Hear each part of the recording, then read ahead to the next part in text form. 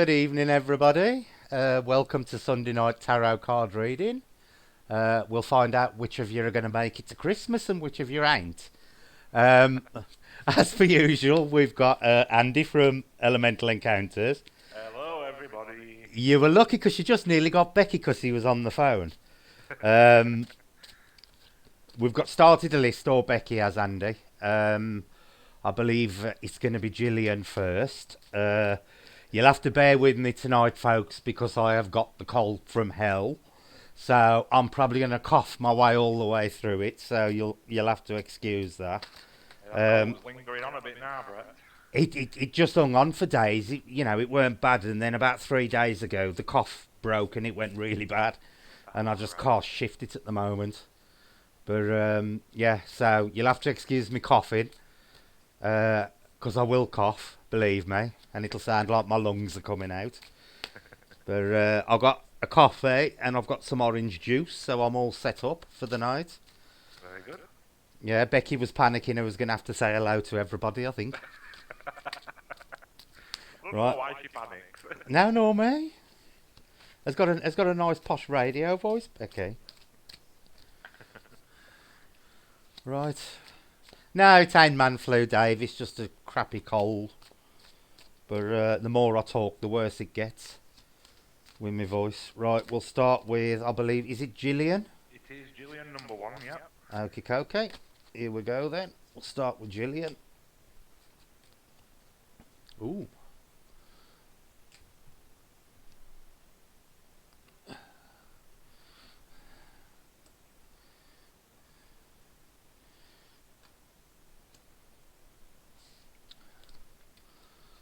Let's slide them across a bit.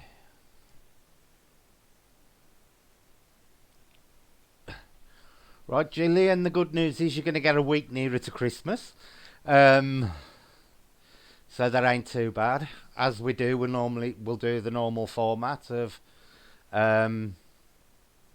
past, present, future, and final outcome. Interestingly, your first one, which is the past, is one of the major arcana cards, which is the star. So what that is basically saying to me at the moment is something that's recently happened in the past has been very significant to you. Something to do with hopes and wishes, dreams, that kind of thing. I can't say exactly what it is at the moment. I will say that this reading is more intellectually based because you've got two swords out of the four cards. So this is what I call a mind reading. It's more of your mental state sort of thing, what's going on in your head. But that it is saying that in your immediate past, there's been it's been very significant. Hi, Alison. And it's to do with hopes, wishes, and dreams. So I would say something that you've been wishing for a lot has become very significant to you in the last few months. Leading into your present, you've got the Ten of Swords there. Now, like I always say in my readings, tens are significant in any of the suits because they lead up to the royals, so they're like the culmination of what that thing starts for. So so to me that's saying it's peace of mind. What's come out of your past to do with hopes and wishes is now coming to fruition in your present, and there's some kind of peace of mind there. There's some kind of decision been made, and it's coming to fruition. Definitely a change in thinking. As to what?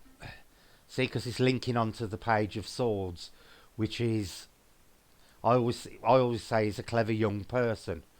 So you've got them both together. You've got the 10 and then what is technically the 11, the Page of Swords.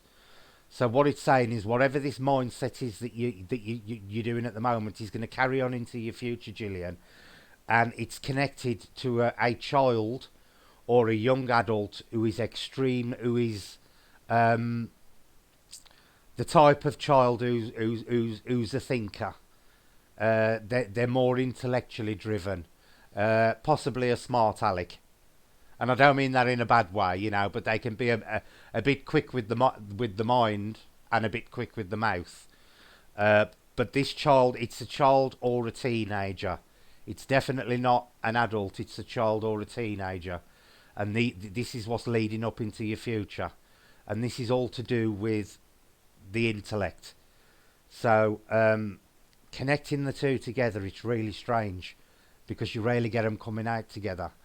But it is a mindset thing. It's decisions you've made. It's peace of mind over something connected with this child. But the best way I can describe this child or teenager is that they're the type of kid that thinks a lot. They're more driven by they ain't the sporty type. They ain't the emotional type. They're very level-headed. They're a very level-headed kid, very intelligent, whoever they are, and they are going to become very, very important to you in your future. Linking on to your final outcome, which is the Ten of Wands, again another 10. Now the wands signify the body, or like the physical. So this is saying to me there's a balance surrounding this kid of mind and body. There's a balance. I'm laughing at your mannequin video. Oh right. It's a balancing of mind and body around this child. I don't know whether you've been worrying about this kid in the past, or there's something you've wished for this child or young adult, but it's all coming together now, Gillian, and it's looking really, really positive for him. See, I ain't getting the fact that this is a reading, totally connected to you. I think it's actually connected to somebody in your immediate circle of family or friends. It's somebody who's important to you, and it's a child or a teenager. And you've been thinking a lot about him. You've had a lot of hopes for him, and now it's coming to fruition. But not only is it coming to fruition on the intellectual level, it's also coming to fruition on the physical level as well, which tells me there's perfect balance around this child. So they're going to start coming into their own now in a big way, and it's something that you've been hoping for.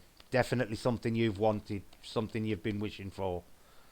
Is that who it is? Your son and your grandson?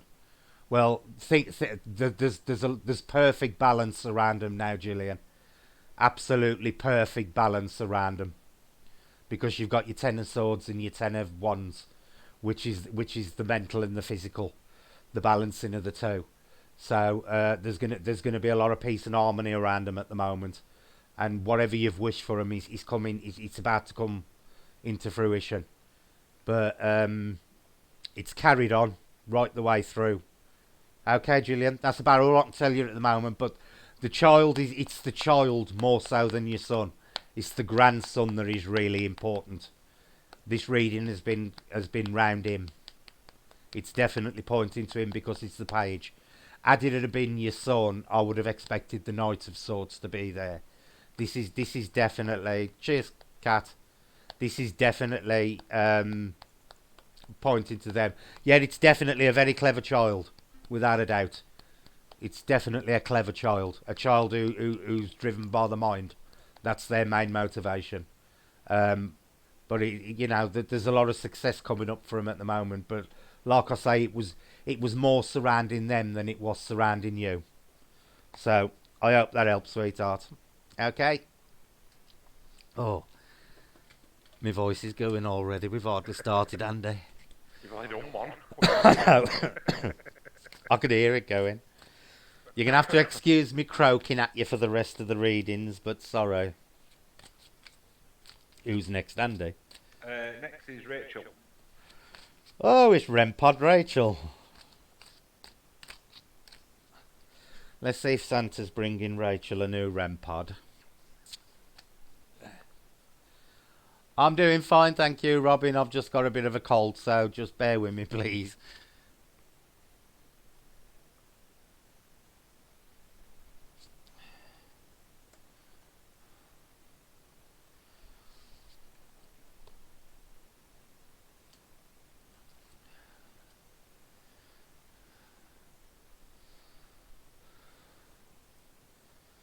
Oh, that's interesting, Rachel. Again, this is another interesting reading. Past, present, future, final outcome. As you can see in your past, you've got the Five of Swords, which again, like I was just saying, swords represent the mind. Now, the five for me always represents inner conflict with yourself. So what that is saying is in the past, in your recent past, there's been a lot of conflict internally for you. I don't think it's been involving anybody else directly, but I think you've been very, very conflicted over your way of thinking recently. Um, your outlook on life and stuff like that. It's definitely showing opposing forces all pulling in different directions, but I do think it's internalized. I don't think it's external. This is an internal mindset, and this is your past. This has already happened, Rachel. So don't panic. It ain't gonna carry on again.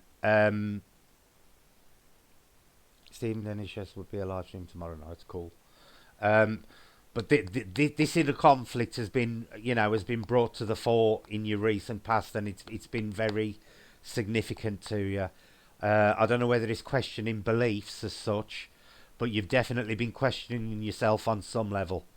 You've been conflicted over something, and it's mentally conflicted, not anything else. It's not like physical fights or anything like that. It's definitely mental um, conflict, and it's definitely internalized. I don't think there's anybody else directly. It may be surrounding somebody else or a situation, but the actual conflict has been all of your own doing, sort of thing. It's just been down to you. It's all been in your head with things milling around. Coming into your immediate future, you've got the Page of Pentacles, which is interesting, because to me the Page um, sometimes represents the beginnings of a change in fortune on the material level. So I don't know whether it means you're going to get a new job or a new hobby or whatever it is, but I get the feeling that that something is about to happen now that is going to benefit you financially. I don't know whether you're into crafting or anything like that, but I just get the impression that something that you're interested in is about to make you a bit of money. And I ain't saying it's going to turn you into a millionaire, but you're definitely going to start making a little bit of money out of an interest or an hobby, or maybe even a part-time job, something like that. But there's definitely a change in finances here, and the Page is always a positive. It's never a negative change in finances.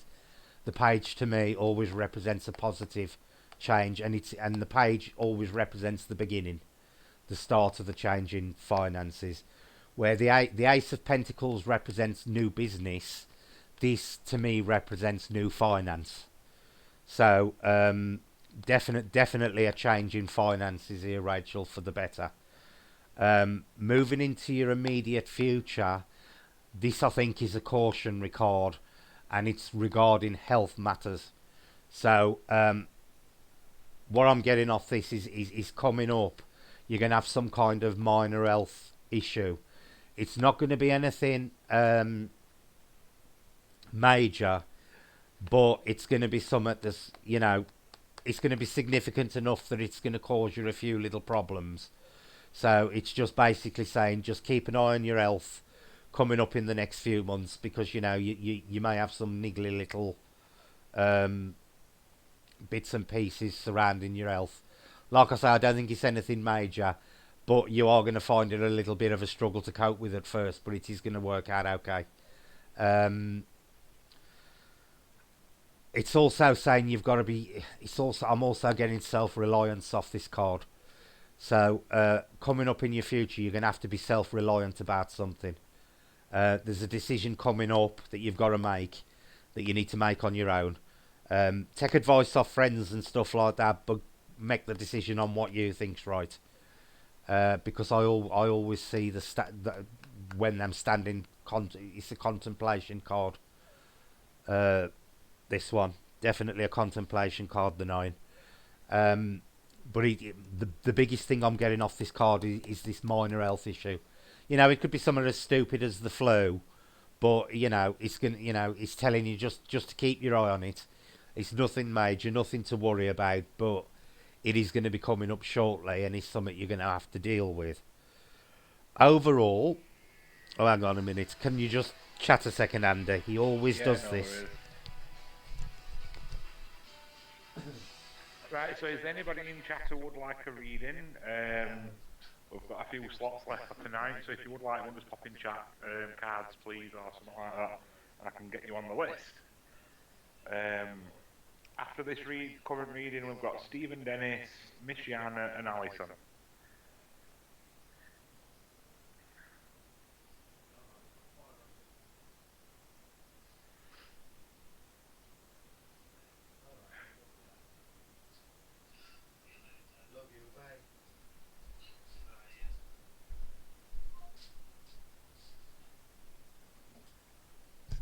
And he's back. Sorry about that, I'm back. I always get the obligatory call to tell me he's safe back. He's had to walk home again now, but... Oh, is he? Right. Yeah. Right, Rachel, sorry about that. Your final outcome is the Five of Cups. Now, again, this is a really strange one to have in a final outcome because it's... You're at a cross... It's saying you're at a crossroads emotionally. Now, for this to fall on a... yeah, no problem, Robin. For this to fall on a final outcome is really weird because it's a decision of the heart, which is really weird to get as a final outcome. Um, I think this is coming as a warning regarding a friendship, Rachel. I really do. Um, I think it's a beware of false friends type card. You know who your real friends are. Stick to your real friends because they're the ones who are going to carry you through life. Basically, I don't think it's anything negative. I just think this final outcome is coming as a warning that you maybe because of your health issues that this health issue that's coming up, you may need to have a bit of reliance on friends for a short while. And he's saying pick your friends carefully because there are good friends and bad friends out there, and you've got to know which ones are which.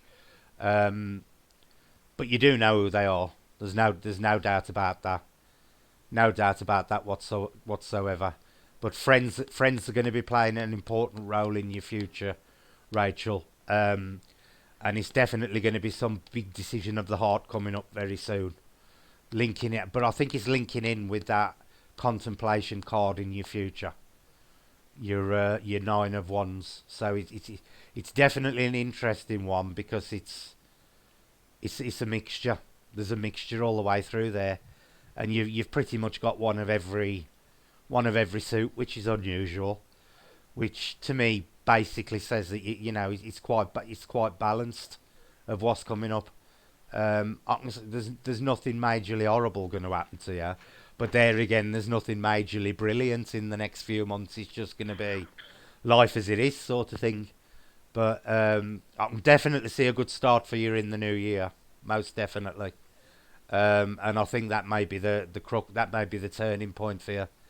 But there's definitely that little bit of an advisory there of pick your friends carefully because you know who your good friends are, and you know who the ones who you're best to keep at arm's length.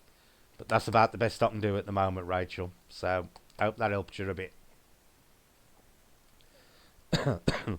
Oh, please don't cough. Please don't cough. Oh, I'm dry. Sorry, folks. Oh, it's a lovely balanced spread. You don't get it very often where you get one of each suit, and I always see them as like really positive ones. So but there's no major catastrophes coming for you there, Rachel. But there's definitely going to be a really big deepening of a friendship there, most definitely. But there's also going to be a few friends you're going to leave by the wayside coming up, which ain't necessarily a bad thing. Who's next, Andy? Next up is Stephen Dennis. Stephen. I'm very intrigued about what's going to come out. Oh, God, he's here again. At least it ain't justice, it's just blind decisions. Right.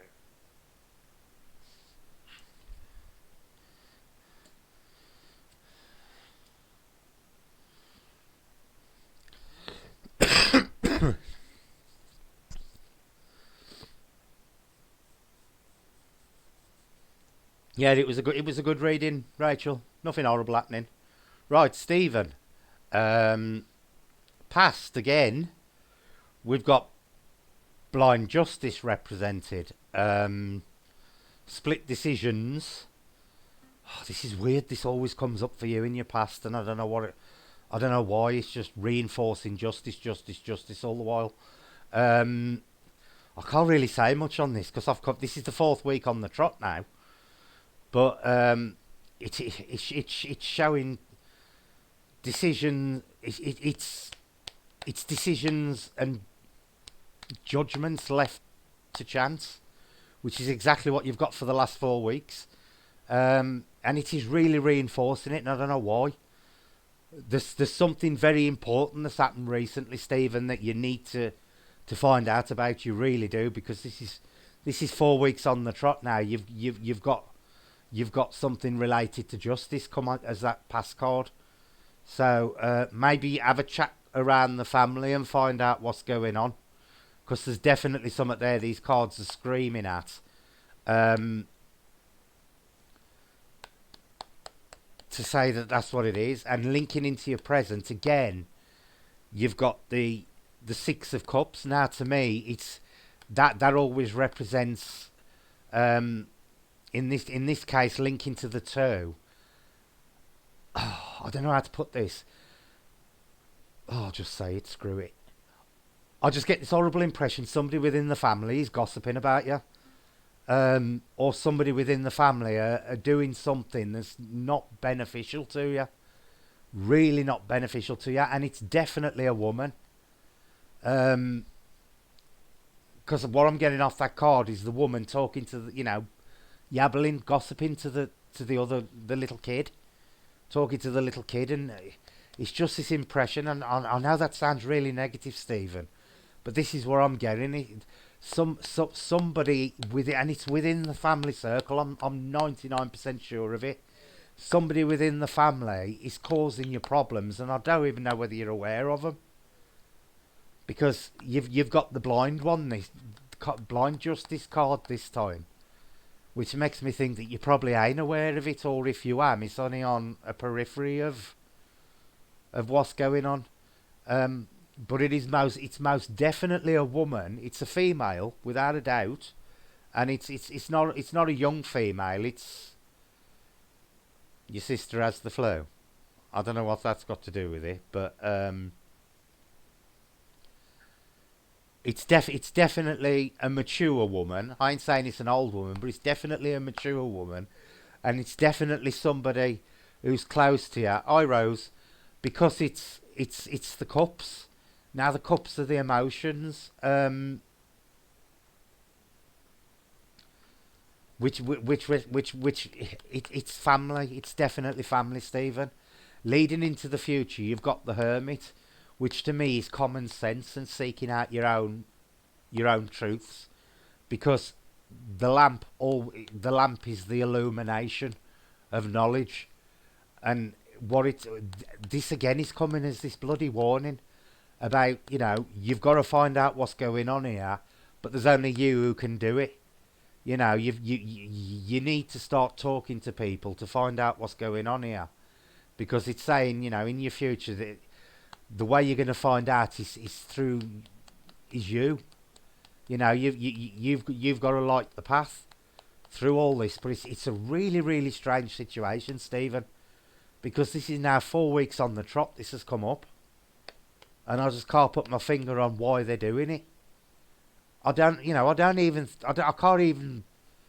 even getting the impression that they're doing it to be vindictive. And I know that sounds really strange, but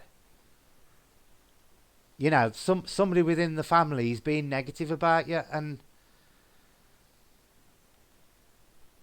Your nephew? No, this is a woman, Stephen. It is most definitely a woman. So it would have to be a niece, not a nephew. And I'll get the impression is somebody in the 30s, 30 plus. It's a more mature woman. It's not like a child, or a teenager or somebody in the early 20s. It's somebody who would possibly have their own family. It's definitely an older female. Um, yeah, there's something going on, Robin. Because this justice thing, every time I do Stephen's cards, it comes up every single time, and it's always connected to this woman.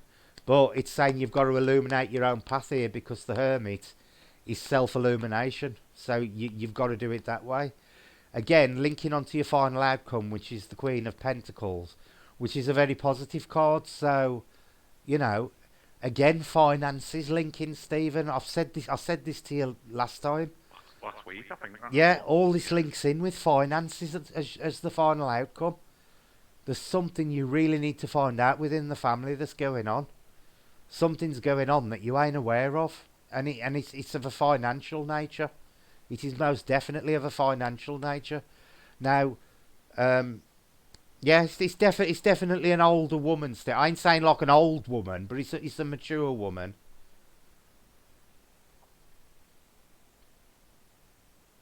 Yeah, he's got to do the work. He's got to do the work because these cards coming out the same all the while. He's just saying he's stuck in the same thing until he does something himself, and that is what the hermit is saying. But this woman is guarding something. She's guarding something of a financial nature. And this is what I'm getting, Stephen. You really need to talk to your sister and find out if something's going on in the family that you don't know about. But it's definitely connected to finances.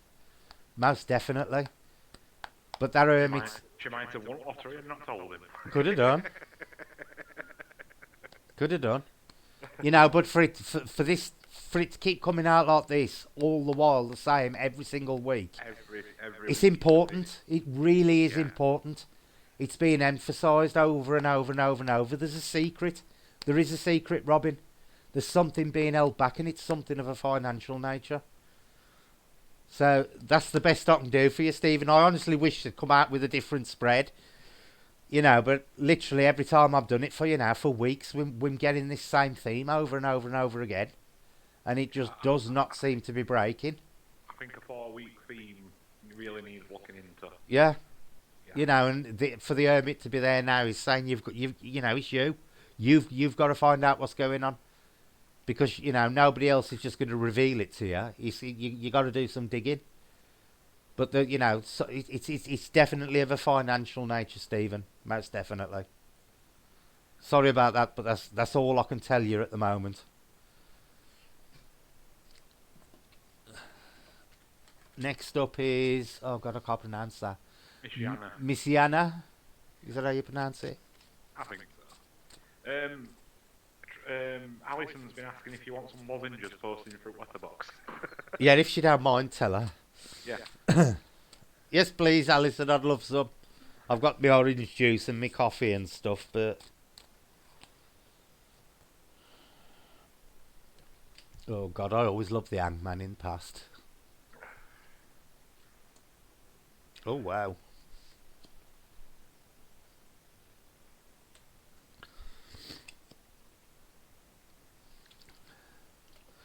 Ooh.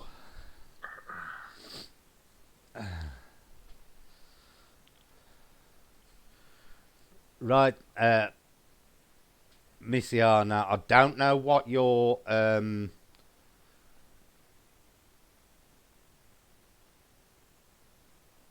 okay, no problem, Mama Cass. Missiana, I don't know what your love life's like at the moment, but it's definitely about to get better. Right, past is the Hangman. Recent past, when you get the Hangman, it's always a sign of suspension, of being in a rut, of things not really moving one way or the other. So recently, I always love this. I always love this card to be here and nowhere else. Recently, basically, I'm getting off that card that your recent past has been in a bit of a suspension, like the hangman himself. There's been no movement one way or the other. Possibly been a bit of frustration over things, um, and I'm because of your last two cards. Um, I'm getting the impression this is of a romantic nature. Um, Most definitely, this is a lovely reading, Andy. I really like this one. Okay. Um, this suspension is just it's over. It's over, definitely over. Because as we come into the present, you've got the Wheel of Fortune, and that to me, right next to the Hangman, always signifies a change for the better. Because the Hangman is quite it's a negative card, but not a majorly negative one. And when you put the Wheel of Fortune next to any negative card, it signifies an improvement. Um, so to me, that's saying that there's a change of fortunes coming on now, and it's actually happening as we speak, sort of thing. So this thing of being a bit stagnant in the past is now about to change. In your immediate future, you've got the Knight of Cups. Now, to me, that is not signifying a child. That is signifying the start of a new emotional relationship. And because it's slapped right next to the Lovers, it couldn't have dropped better. Um, there is definitely romance in the air. I want to burst into the Lion King song. That is what it is. There is definitely new romance coming here, or a renewal of romance. If you're happily married, I don't know. It will mean that it'll be like back when you first met again. But there's definitely the renewal or the start of love, and leading on to your lovers. Um, it's a very very positive one. I always love it when you get cards like that. Again, because you've actually got two major arcana and two minor arcana, it's quite interesting because it's saying your past has been very significant. The past leading up to now has been very significant, but you've got a cups card and then back into your major arcana again. So you're basically getting the importance of the past is leading right into the importance of the future. And the Knight of Cups is standing between the Wheel of Fortune and the Lovers. So it's definitely either a big boost in the relationship you're currently in, or it's definitely the start of a new relationship. It could be a renewal of love, most definitely. Um, but combined with the Lovers, it couldn't be better. Because that the Lovers in this case is representing exactly what it says. It's all about love and partnerships, marriage, relationships, that kind of thing. Um, so it's basically saying that this love affair, whatever it is going to be very significant now in your present, up into your future, and overall. It's like a soulmate reading, basically. When you get the night link with the Lovers like that, it's always a very good sign. But I can definitely say that romance is in the air, Miss Yama, most definitely. But that's the best I can do for you at the moment. You felt a little bit, it may be, if you are in a relationship, what that is saying is you maybe felt that the relationship's been a bit dead lately. All that is about to change in the present with the Wheel of Fortune. Moving into your immediate future, it's saying that love's about to renew or love's starting again. And overall, it's going to be successful because it's the Lover's card. But this reading is definitely all about love all the way through it. Most definitely. It's relationship, not anything else. It's a relationship one from start to finish. So, I hope that helps. Is that okay, Andy? Yep. I'm going to have me a quick swig of coffee before I do the next one because I'm going to choke otherwise. No problemo.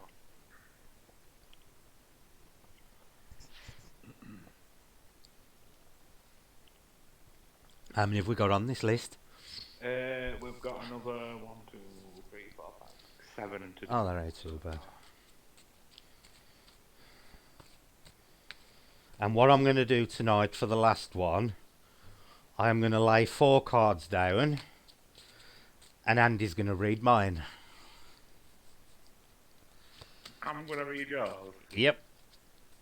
So we're going to see what you come out with for me. Okie doke. Should be interesting.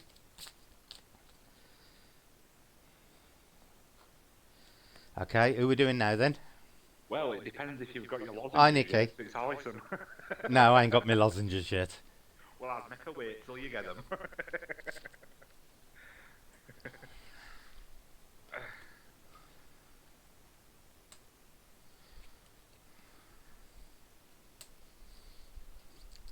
You just asked again. I did. Yeah, I said yes, Alison. I did say yes.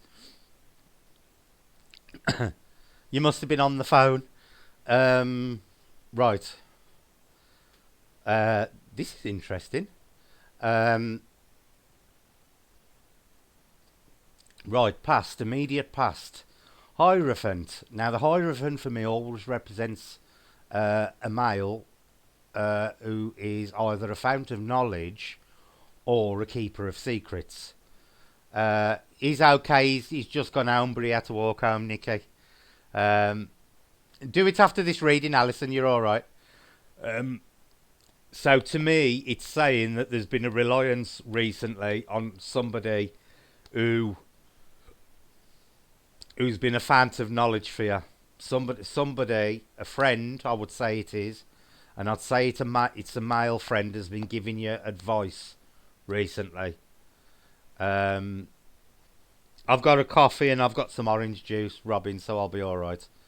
But this male friend is important at the moment, or has been very important recently, Alison. He's either giving you some advice about something, or he's revealed a secret to you that's been of benefit to you.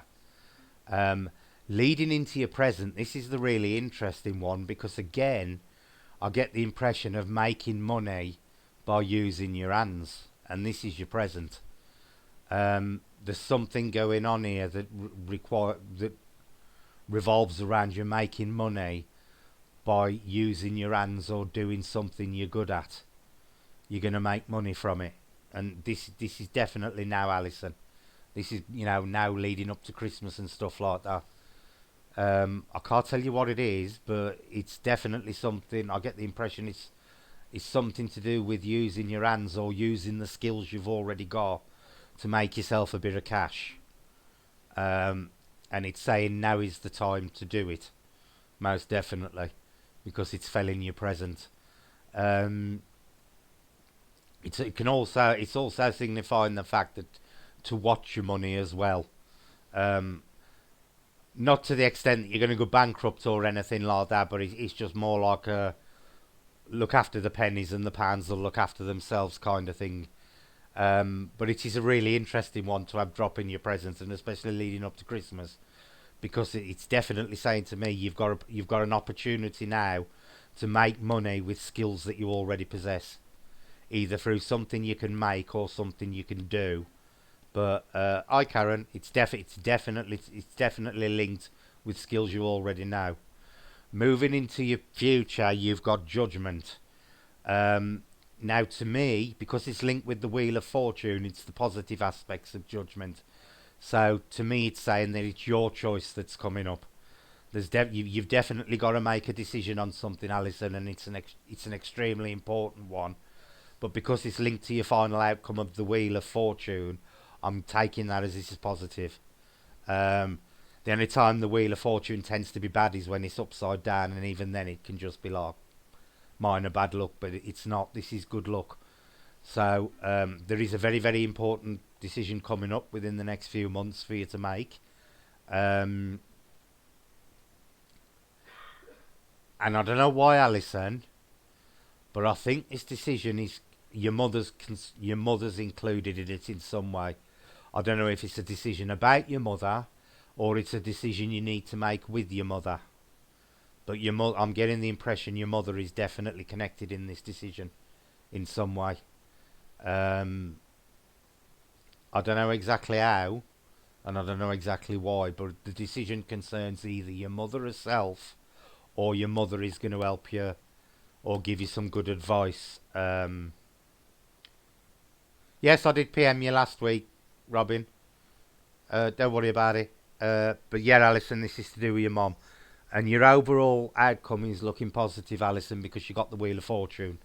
Now, the Wheel of Fortune is, no worries, is one of the best cards to have as your final outcome because it's indicating good luck and a prosperous new, future. But it's definitely connected to the decision either concerning your mother or a decision you're making with your mother. But it's definitely, again, it's a financial one, Alison. And it's to do with skills you've got. But there's a decision to be made with it, and it's going to be beneficial because it's showing good luck, most definitely. And that's about the best I can do for you at the moment. Okie coke. I'm all positive so far, Andy. Yeah.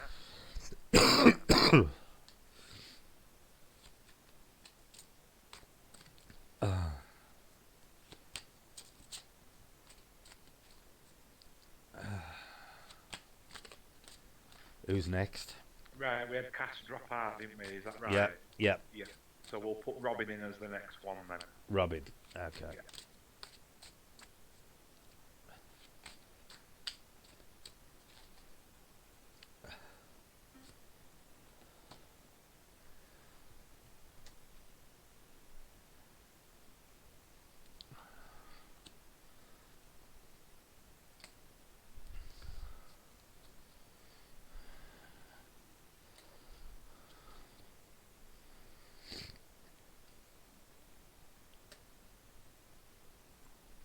Oh, it's an interesting one, Robin. Right, starting off with the 5 of Wands. Again, this, as I've said before, this is the one I always connect with minor ailments or illness. It's definitely the body card, and it's recent past. I'm getting some kind of physical illness problem. I don't know whether it's with you at the moment. Cheers, Alison. It's Alison putting the lozenges through. Stop it. As everybody can now hear, Alison's just posted my lozenges through. But there's definitely been some recent physical illness surrounding you or an immediate member of the family. I'll see if I can narrow it down as we go through this reading. But there's definitely been some kind of physical illness recently, or minor ailment. Leading into the present, you've got the Ace of Wands, which I always say is a renewal, which is really good because it's come next to that one. So whatever it is that's been going on has now sorted itself out, and you're now in a new phase. This is for you, Robin. This is now coming into a new phase of health. It's the start of a new growth period for you on the physical level. It's not a mental growth. Will you shut up? Thank you. It's Alison. It's a renewal of the body, Robin. Most definitely. So whatever's been niggling in the past has now been sorted. And it's quite good that that's come where it has, because that's a nice card to have, the Ace of Wands next to anything. It's over now, Robin. Definitely, whatever it was is over now, and you're in a new phase of, and it is physical development, not mental or emotional or anything like that. It is most definitely physical. Leading up into your immediate present, you've got strength, which again is a sign of conflict. So, to me, what I'm getting off that is, although you're in this new period, you may occasionally get little niggles back to what was previously going on in the past, but you're going to have the strength to overcome it. It's nothing major. It's what I call an encouragement card, and it's basically saying, what's been going on over the last few months now, health-wise, you're now going to have the strength to push through. You're really going to push through, and it's leading into the Ace of Cups, which again is yeah, and now it's leading into the Ace of Cups, which is saying that because you've got this new determination, you've got a new lease of life. It's also going to start you on an entirely new emotional journey as well, because the Ace of Cups is the start of the emotional, which is really good. Yeah, I know, Alison. I'm gonna have to go and grab them lozenges in a minute because Coco will eat them otherwise.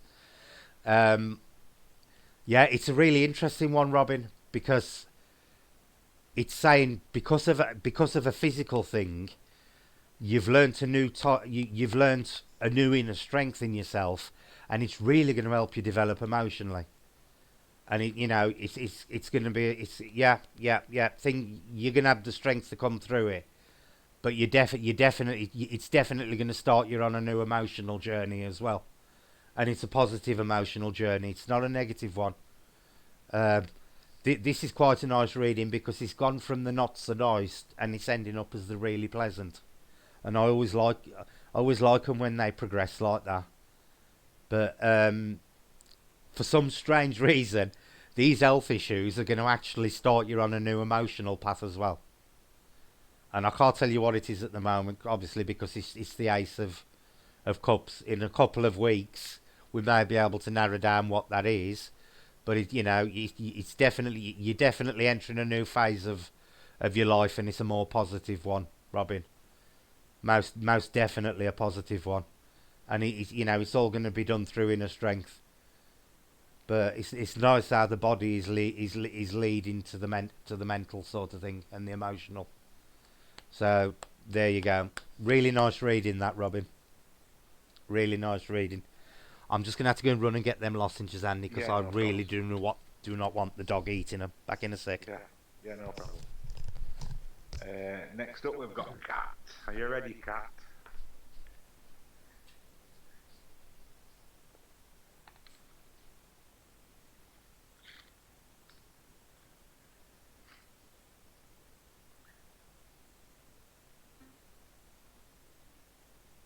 I don't know what Brett thinks I'm going to be able to read for him.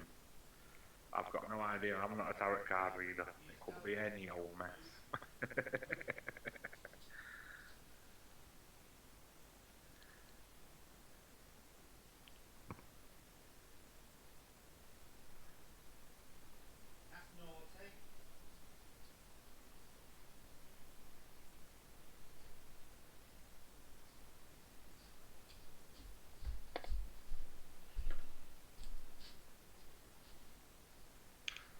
Oh, Kaya, this one's soggy now. Bloody Kaya took him into the basket. Had got the first one. Had got it out the packet. Who was busy unwrapping it. Oh, little cow. Who's next? Cat. Yeah. Well, the good news is everybody's making it to Christmas. I'll put some little sparks on this week because it's getting a bit closer to Christmas, so it makes it a bit warmer. I'll put snow on it next week.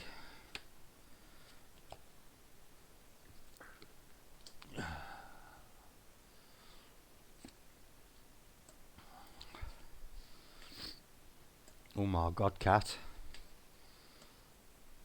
Is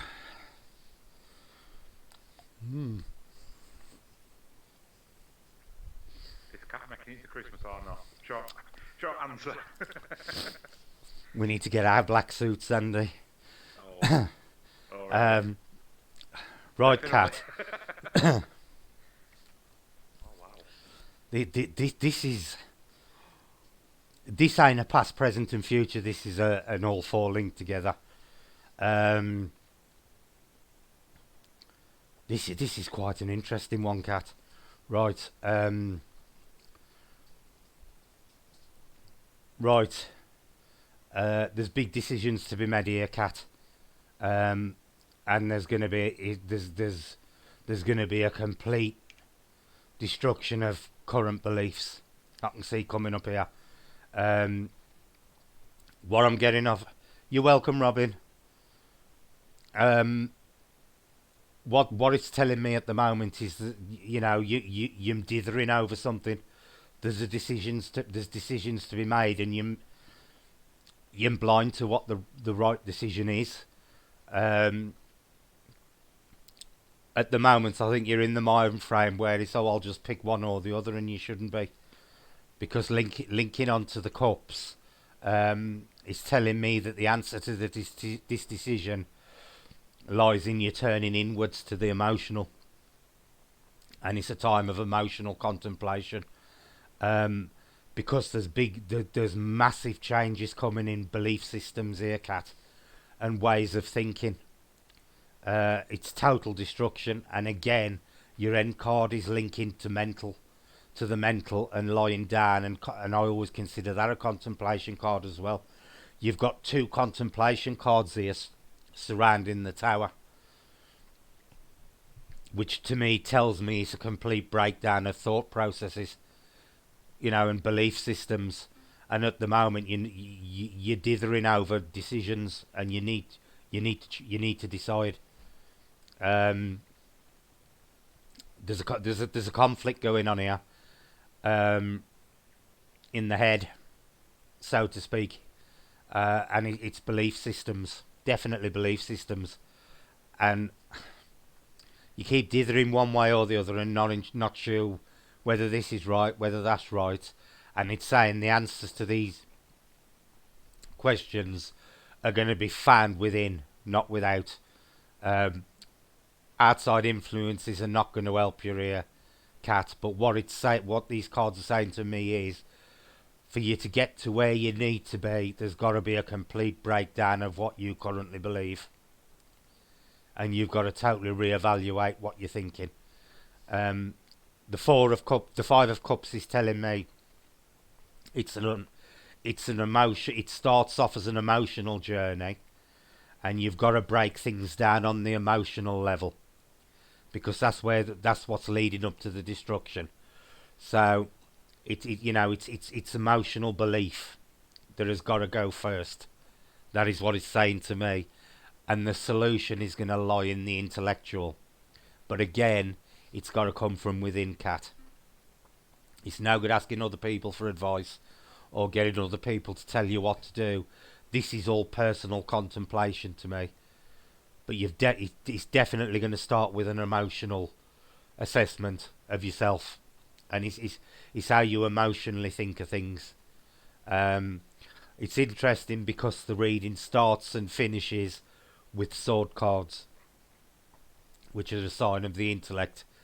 And the first one is saying that at the moment your head isn't where it should be. It's split.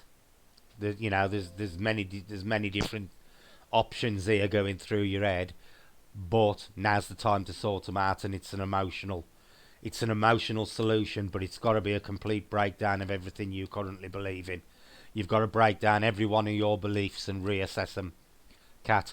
You may have you may keep some of the beliefs after, but you've got to break down all these emotional beliefs first, and then you've got to look at them with a clear head, and you've got to judge them on an intellectual level for you to know what's right. It's a really strong reading, this one, Kat. Really strong reading. For two contemplation cards to surround the tower is amazing. Absolutely amazing, and especially to be started off with the Two of Swords.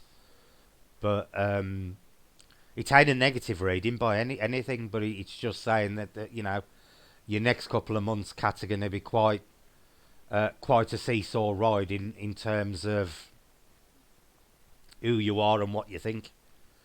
But it's definitely saying break down the emotional and solve it with the intellectual.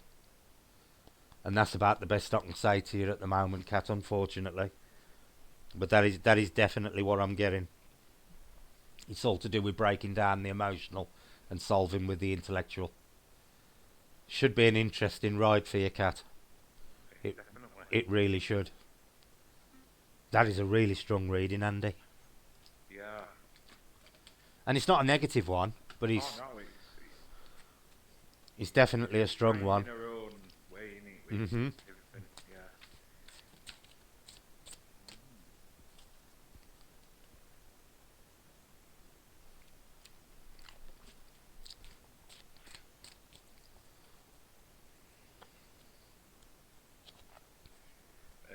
Next up, we've got Sam. Sam. Oh, Sam can read her own. Psychic Sam. She can. Okay then. Predictions is many mannequins in the future and many Humpty Dumptys. Oh, Sam, you start off with the devil.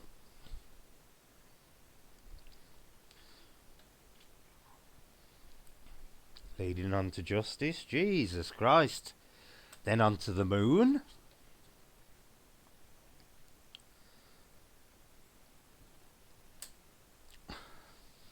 Ooh.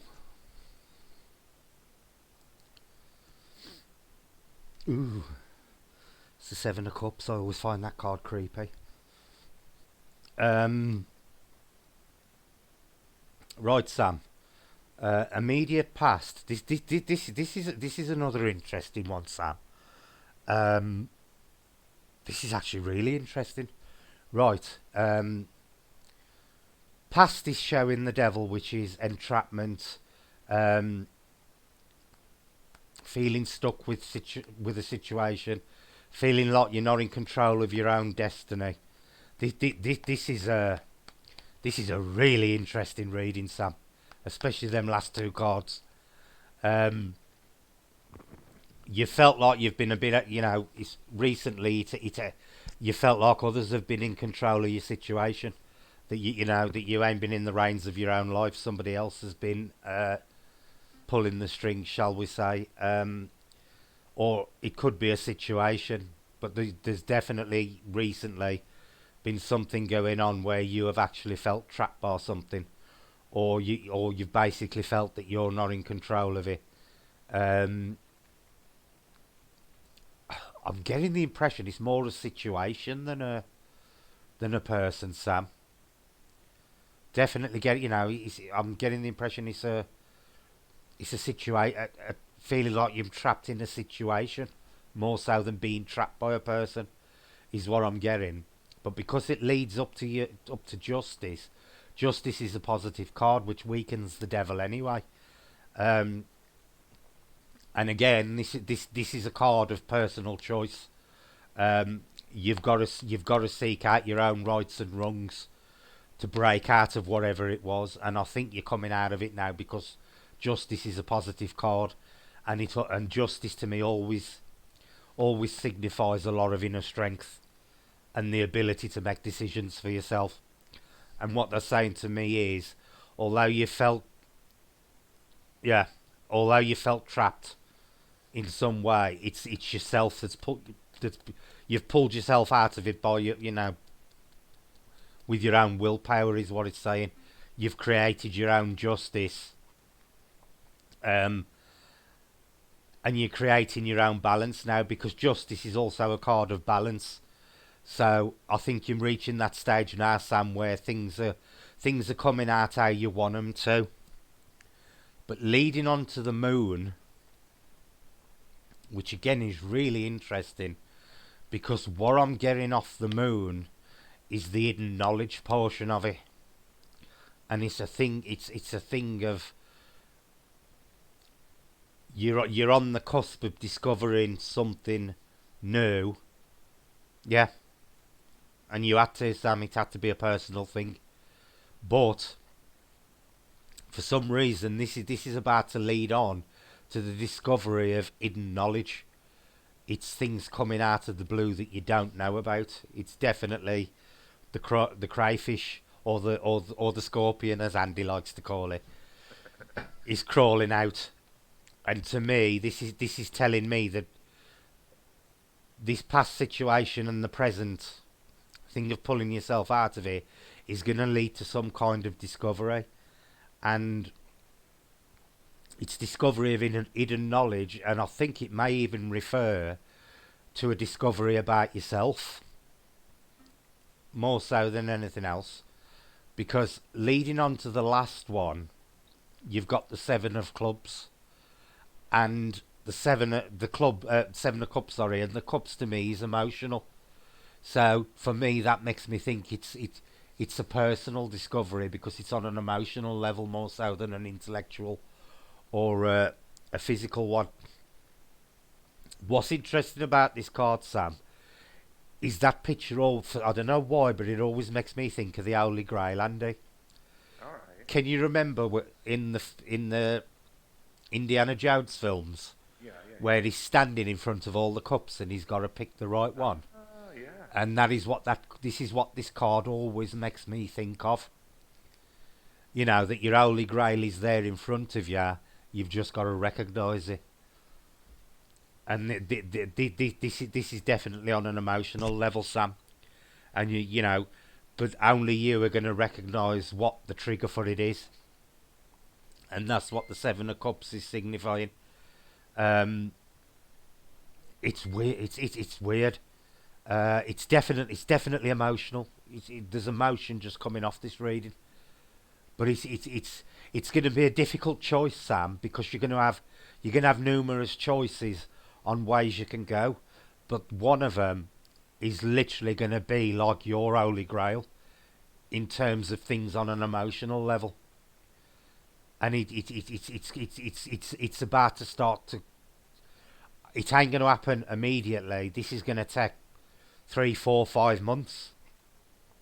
This process, but you're eventually going to come to a decision where you're going to find your Holy Grail of hidden knowledge, which is really interesting. It's definitely on an emotional level, but it may be on an intellectual one as well. But you're definitely fast approaching the point where you've got to pick which your Holy Grail, like he did in Raiders of the Lost Ark, where he finally realised that the cheap looking wooden cup was the cup of the carpenter, sort of thing. Um, I've got a feeling it could be family linked, but it's definitely a breakthrough on an emotional level, Sam. Definitely a breakthrough on an emotional level. But that's a good reading. But it's just about to happen, and it's going to come out of the blue, Sam. And it's hidden knowledge.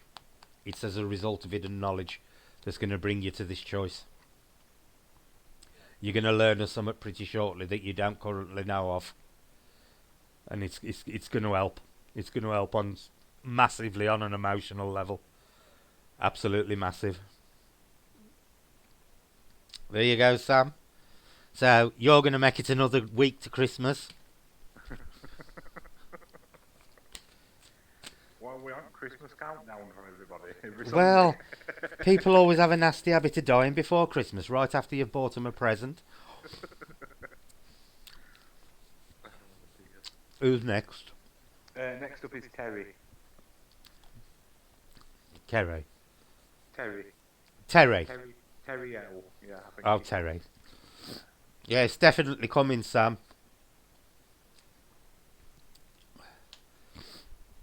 Oh, I'll see what that is. It's the Ace of Cups.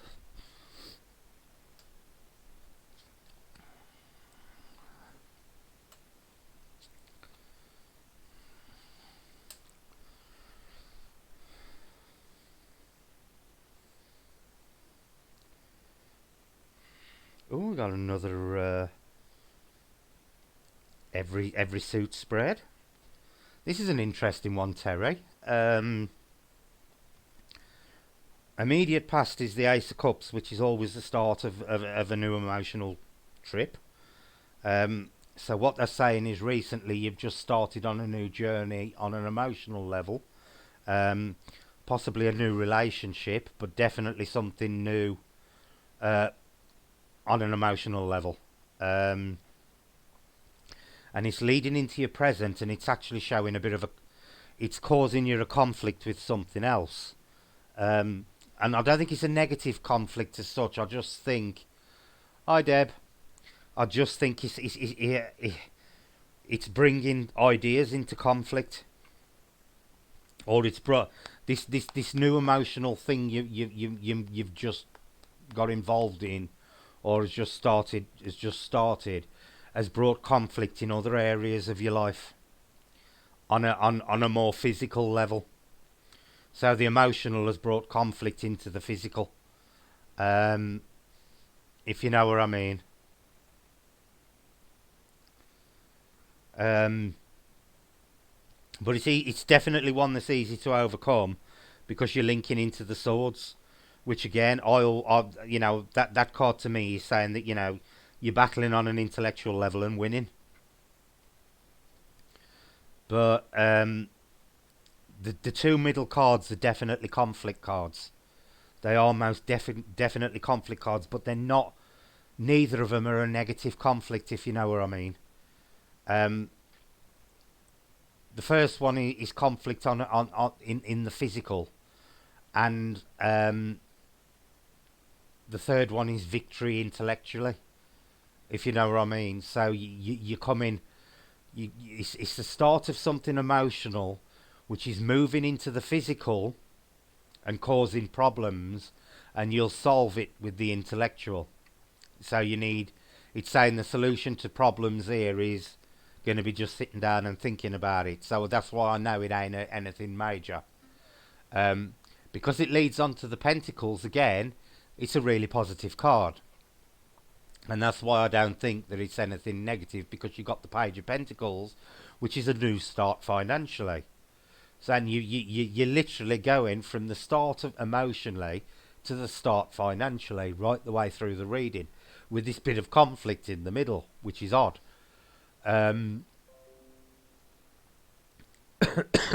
Sorry, excuse me. Here we go. I do think, Terry, that it's family related. Oh, thank you, John. Um, it's whatever it is definitely connected to the family. It's not just you personally; it's a wider scope of people, and I believe it's the family. But it is going to be, there is a successful outcome for it because of your Page of Pentacles, which is is the start of a new journey financially. But it's a very interesting reading, Terry. Like I say, because you're jumping right the way through all four suits. You're going emotional, physical, mental, material. You should proper sexy little beast. Um, but you've definitely got to make the decision in between, um, Terry. Whatever conflict it brings, I think something emotionally is going to cause conflict within the family, but it's an easy solved problem by everybody sitting down and just having a good think on how to sort it out, and it's going to end up profitable for everybody. Definitely going to end up profitable for anybody. That's probably the best way to do it all. Hi, Carl. That's probably the best way to describe it. So I hope that helped, Terry. Oh, I'm dying. Can't believe I'm going to die doing tarot readings. Who's next, Andy? Next up is Adia. How do you even say this? Is it Anya? Yeah. I can't say it. Can you spell it and we can check to see whether I'm still in channel? Spell it in Yeah, chat. they're coming up on tags, so it's Ayna. Ayna. Yeah, Aina. Ayna. Is that You're right? welcome, Terry. Is it an M or an N? I can't see. I've no idea. I can't even see the name. Ayma. Oh, is it an M? Oh, Ayma then. Right, cool. Aima. Yeah, we sorted it. See, Maureen don't care what's going on for anybody as long as it can carry on gambling. Gambler. You're welcome, Terry.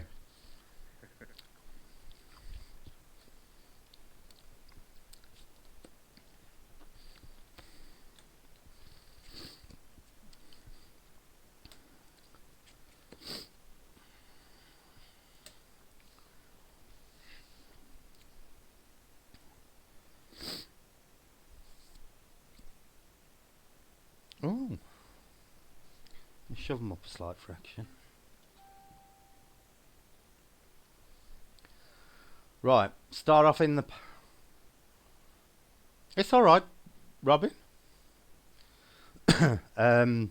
Starting off in your past, you've got the Two of Cups. Now, the Two of Cups to me always signifies an emotional partnership.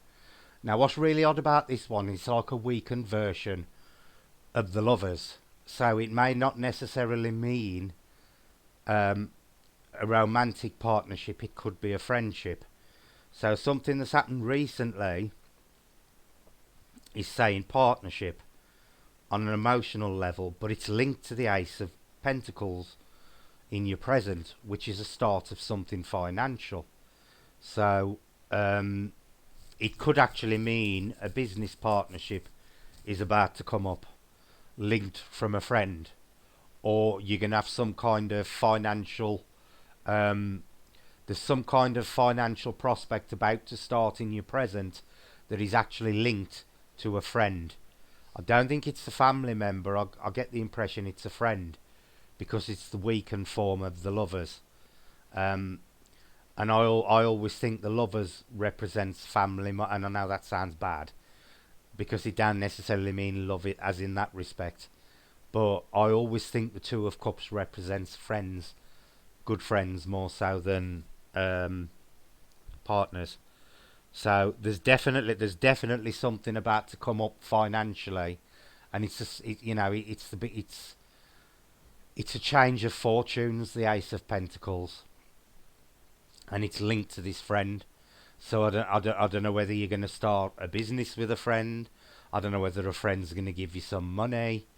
Um, but it's definitely money, a money link to a friend, and it's about to happen if it's not already happening. Um, that's the best way I can put it. Moving into your future, again, you've got another cup card. So you've gone cups, pentacles, cups, back to the cups again. Um, and in this thing, I get the impression um, this money is going to be used to help a family member, or it's going to be used within the family, because I see the woman handing the cup down to the little girl in that card. That's what's jumping out at me this time with it.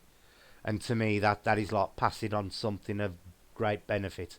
And because it's linked to the Ace of Pentacles, which is the money card, I believe that there's money coming from a friend that you are going to use to help a family member or another very close friend. And the reason I think that is because your last card always reminds me of charity. It's what I call the charity card, and that's what's reinforcing the two before it. So I think I don't know. There's definitely this money from a friend. I don't know whether it's a loan or whether they're just going to give it you. But there's definitely money coming from a friend, and it's coming soon. It's definitely in the present. But this money, you're not going to make use of it yourself. You're gonna use it to help somebody within the family, possibly a child. But this money is definitely going to be of benefit to a close family member, and it's going to help them in a form. It's like charity coming through is the best way, but not in a patronising way. You're being very charitable towards either a family member or a very very very close friend. This read it is this read it really is um, a reading of somebody who's it's not empathic. What's the other word? Altruistic.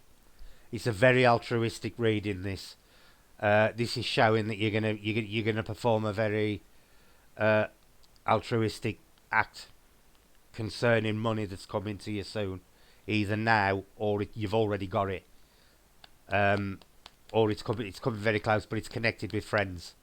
It's definitely coming from friends, but it's going to be used for the family, for your own personal family, as an act of charity, and it's going to benefit them greatly. It's going to make a massive difference to their life.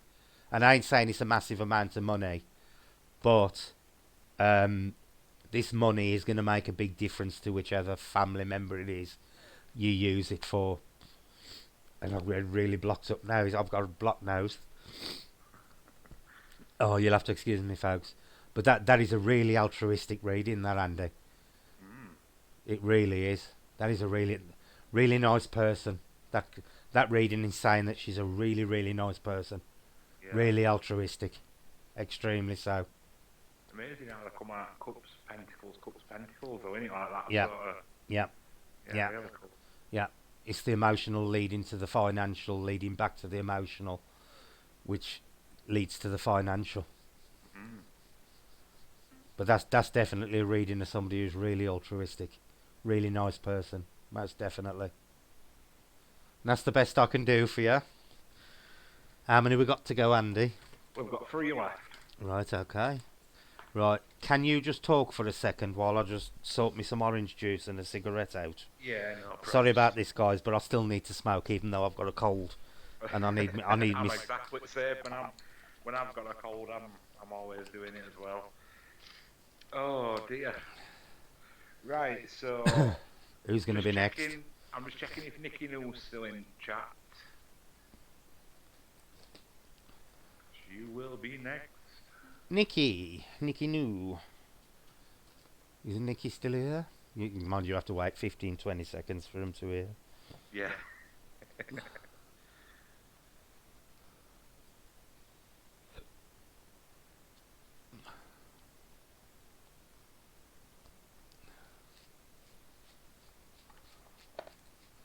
Yeah, that last reading made me think of Scrooged. Yeah.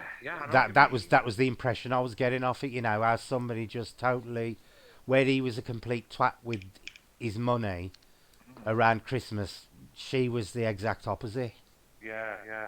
The exact opposite.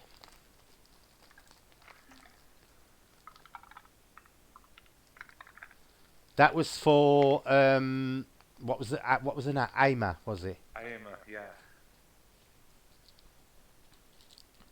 Lovely reading. I'm not sure if Nikki's still around. I might just shuffle up list and then she comes back in. Okay. So up next will be Jamie. Oh God. Wicked Witch of the West. Well, she is. She lives in Lancashire. That's it. And she's definitely wicked. Is West that one that got house dropped on him? Now the Wicked Witch of the West got melted, didn't she? Oh, was she main one? Yeah, the Wicked Witch of the East got the house dropped on her. Oh yeah, well, that'd be me. That'd be my bloody luck, that would. Is Jamie still here then? Yeah, I think she was chatting a minute or two ago. Okay.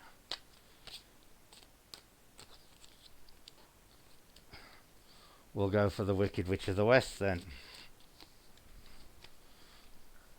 I think Jamie needs to get herself a pet boggart.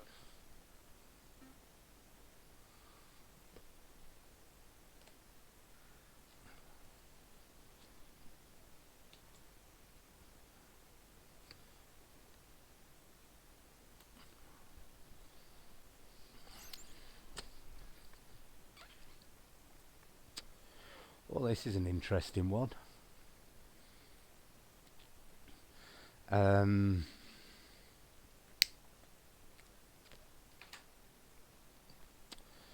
Right, Jamie. Excuse me while I lose my lungs.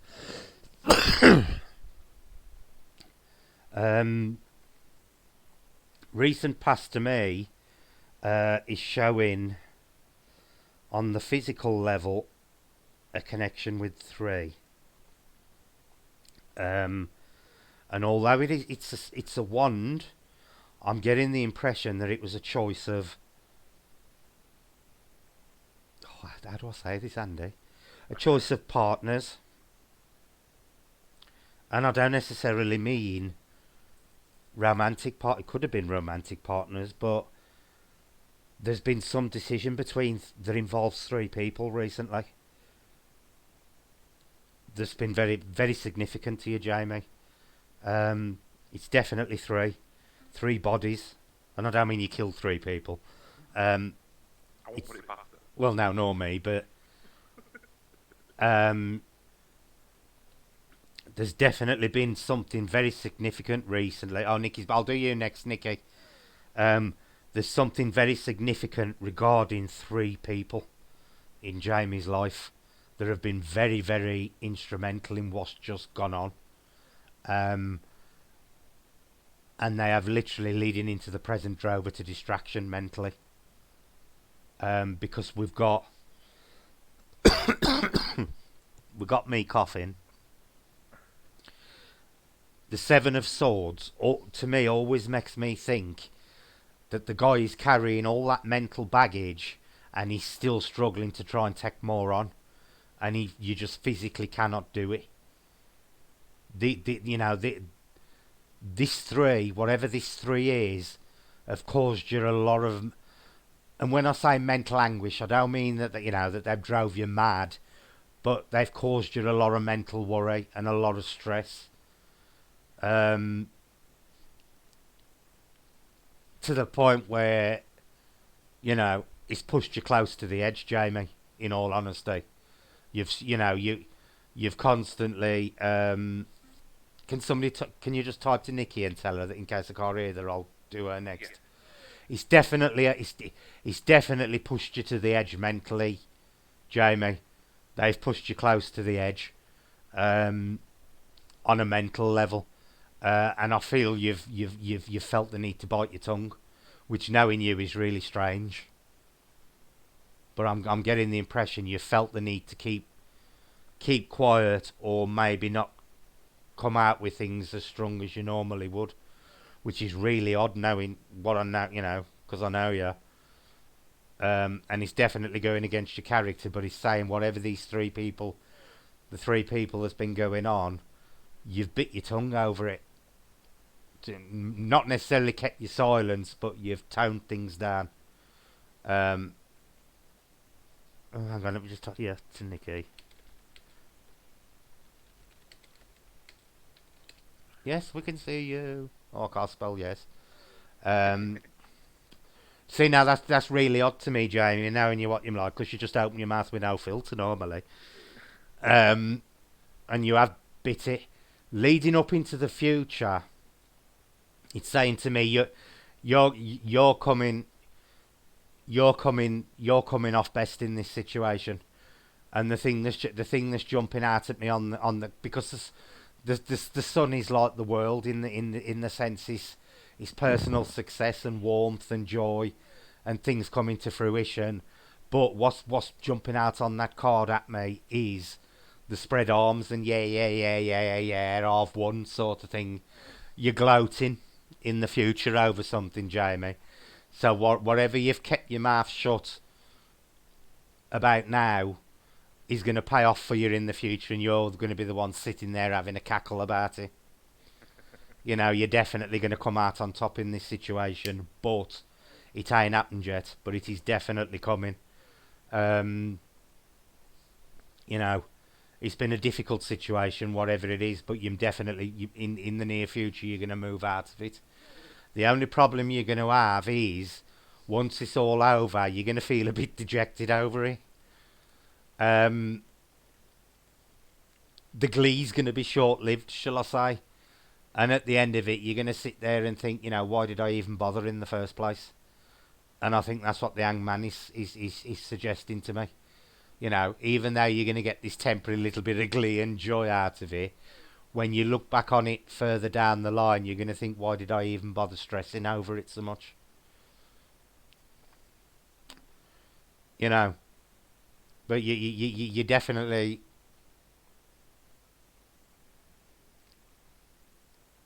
Yeah, you're definitely going to have a gloat over it, Jamie. There's no doubt about that.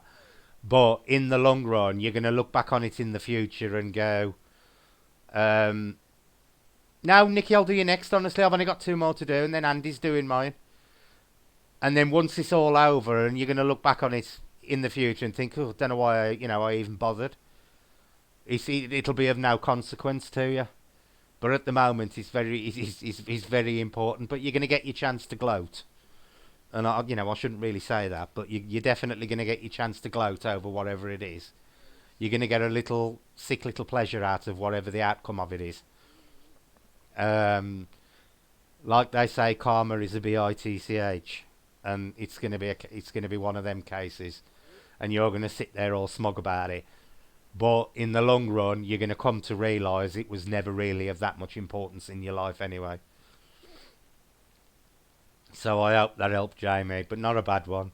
You're still gonna be here for Christmas as well, so you're not gonna die. So we'll do Nikki next. So there's Nikki, and then who's the last one, Andy? Deborah is the last one. Okay. And then it's me. I'm looking forward to me. I'm not.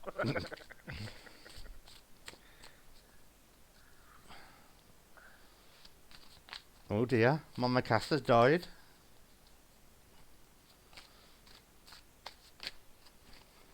I'll stop playing them bloody games, Cass. They always cheat me.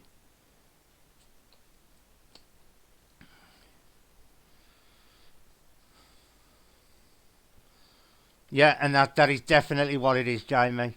That is definitely what it is.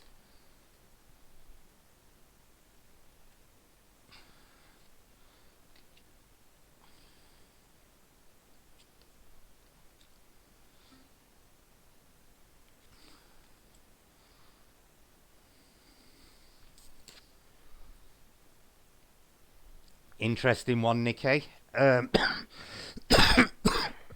This is all to do with the body, the physical. Um, Knight of Wands, there's been some kind of. If you look at him, he's a knight sitting on an horse, which recently tells me there's been some kind of medical battle. Quite serious medical battle. Um, One that you're not out of yet, if I'm honest, because it's leading to the Two of Swords, which is it's blind fate or split decisions or making decisions blindly that are not necessarily healthy for you.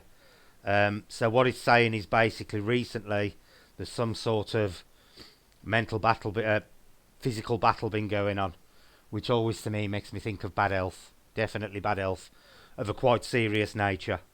But although you're coming out of it now, you ain't quite through it. Yeah, the battle's still there, definitely, because the Two of Swords is there. It then leads on to the King of Wands from the Knight, though, which ain't so bad. So what he's saying at the moment, Nikki, is this battle that you're going through on the physical is still ongoing, but it's also intruding onto the mental, onto the intellectual. So it ain't doing you good mentally wise as well as physically, and this battle is still ongoing.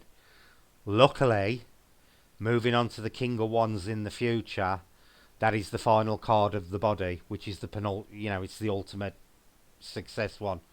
So basically, what it's saying is you are eventually gonna get out of it. In the next few, I should say, within the next 5 months is the number I'm getting at the moment. For some reason, I'm getting the 5 popping in my head. So I think it ain't going to be a quick positive result, but it's definitely going to come slowly. Your final card is the one you've got to watch, because that final card is coming as a warning to tell you that if you're not careful and you don't keep a strong rein on things, you'll be right back to where you started and you'll be battling with your health again. So what it's saying is when you come into the phase of life with the king, you need to maintain that, because otherwise you'll slip back into how you were. So basically that's an advisory card, your final outcome. It's saying, once you've got your health, your physical and your mental health to the point where it's the king in influence, you need to keep it that way, because otherwise you're going to be fighting a forever battle otherwise. And it's going to be a vicious circle. So it's basically saying within this next 5 months, sort yourself. Bugger what anybody else thinks, bugger what anybody else says. You've got to think of yourself over the next few months, Nikki. You've got to get your health sorted, both physically and mentally, because otherwise you're gonna, it's just gonna drag on and on and on. But that last card is a warning. It's not a prediction. It's an advisory card saying, you've got to take care of yourself, Nikki. You've got to start putting yourself first in health issues, because you're making yourself. The Two of Swords is telling me you're making yourself ill, and you need to stop it, because once you stop trying to please everybody, because you're sitting there with the, guarding yourself blindly with the swords, and to me that tells me you're just trying to please everybody and guard yourself. You've got to stop doing that. You've got to go down the path of what's right for you, and that will lead on to the King of Wands, which is a sign of a vast improvement in health, most definitely. But that last card is definitely saying to me, you've got to stick to it once you get there, because otherwise you'll be in a never-ending cycle of fighting it constantly. So I hope that's okay, Nikki. But that's what's coming through on it. There's a good period coming up for you, but you've got to maintain it. Don't let anybody else influence you, and make your health ill. Because thank you for that donation, Ken. Much appreciated. What a donation, Andy. Jesus. Oh, excellent. Okay. Thank you, Ken. Definitely keep an eye on your health, Nikki, because you're making yourself ill for others, and it needs to stop. It definitely needs to stop. And it is going to stop, but there's only you going to be able to keep it stopped. You've got to start thinking of yourself now. You've definitely got to start thinking of yourself. Right. Hope that helped you, Nikki. Right, are we on to Deb? We're on to Deborah.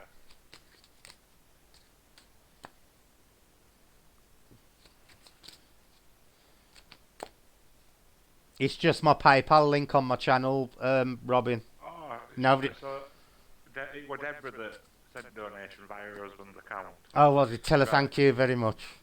It didn't have to.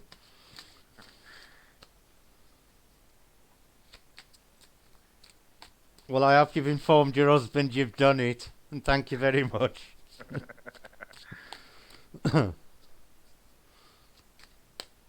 Oh, right. This don't mean to say if you're going to die, Nikki, Debbie, I ain't going to tell you.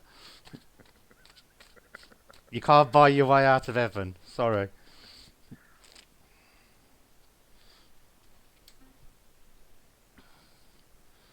So we've got... Ooh.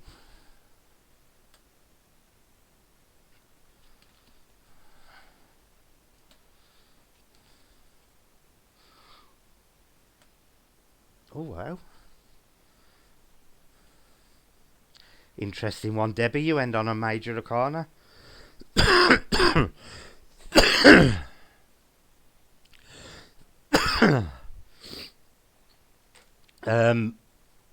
Right, Deb. Quite an interesting one, this one, because recent past, the seven of Pentacles to me with that card always shows me a growth in money or an improvement in finances in quite a good way. So what they're saying in the recent past is there's been some kind of turn in the finances where you've, I don't know whether you've had a windfall with something or you've done some kind of good business deal, but there's something there that tells me there's been some kind of increase in finances that you've done yourself. It ain't just come to you. It's it's come through hard work, but there's been a nice little windfall through it. I mean, I know because to me it's like the old saying, money don't grow on trees. But if you look at that, money is actually growing on trees, but he's tending the trees. So it ain't that money's just grew on trees. It's money that's been worked for. And it's been recently in your past. It's been, I ain't saying it's a massive windfall, but there's been some nice little financial reward for you recently. There's been as a reward for your hard work. It's something you've nurtured and cultured yourself. It could have been a promotion at work or something like that. I don't know, but it definitely showed an increase in finances for you. But it was through your own hard work. It wasn't something that was just given to you. No worries, Nikki. Leading on to your present card, um, someone's just tinkled at me. You've got the Seven of Swords, which again is another seven. Now, the swords is an intellectual, but to me, that is an intellectual journey, which says to me right now, something connected with that recent money is now sending you in new directions of thinking. Maybe you've got new plans in the making. It may even signify you're going on holiday. But something to do with that money now is going to allow you a lot more movement, and you're already thinking about it. It's the plans are already going round in your head, and it's saying now is the time to plan. And what's really nice is it's moved into the Ace of Wands, which is new growth, on all levels. But it's saying whatever this money is, it's now leading you onto a new way of thinking. You've definitely just starting out on an intellectual journey, as such. Thanks, Robin. But leading into the Ace of Wands again, it's a total rebirth of your thinking. It's a total rebirth of the physical. It's a new outlook, Deb. There's definitely some kind of new outlook coming up for you. There's a renewal on the physical for you. Not necessarily on the financial, but there's definitely a renewal on the physical. It could be the financial as well, but there's a lot of movement in this reading. There's a lot of travel and growth. It's all about movement and growth for you. And what is really interesting is the fact it leads into the Hierophant. Now, the Hierophant is one of the major arcana, one of the 22 major cards. And the Hierophant is an advisor or a keeper of hidden knowledge. And it's telling me that you're going to become some kind of suppository. I know that sounds bad. Of knowledge for other people, Deb. You're going to become like, I ain't going to say an agony aunt, but you're going to be, what the journey you're going through now is going to lead you to a position where you're going to be in an extremely good place to advise other people about what you've been through and what you've done. You're going to become like an advisor to people, is what I'm seeing coming up as the final outcome on this. You're going to gain a lot of new knowledge from this journey that's going on at the moment, but you're not just going to keep it to yourself. You're going to spread it around, and you're going to help other people with what you learn. It's a nice reading, this one, Andy. This is another Christmas reading. All right. It's another good one.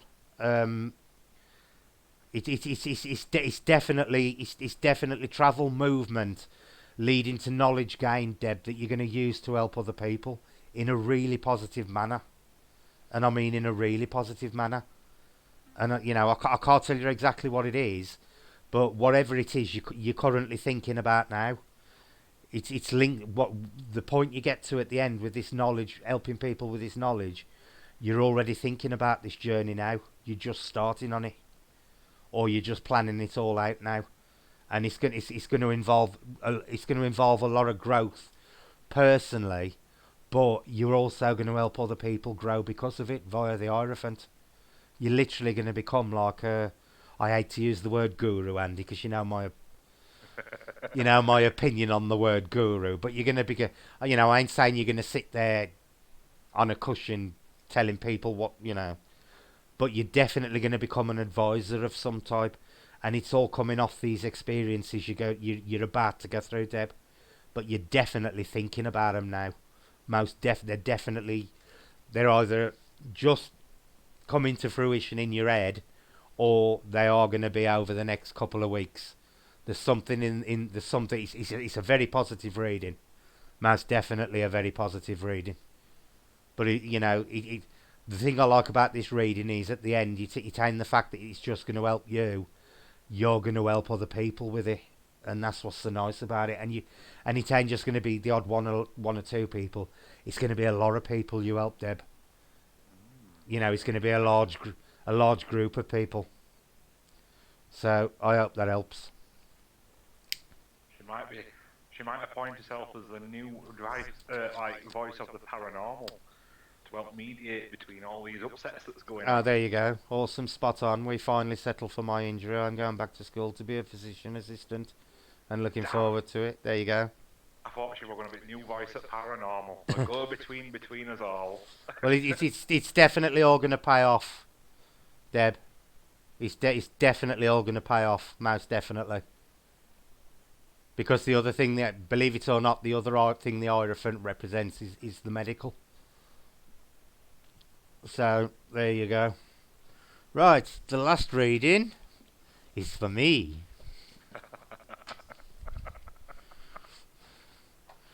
So I'll give... Go well, you know. I'll gonna give him a go. No, I ain't going to judge you on it. I just want to see what you come out with.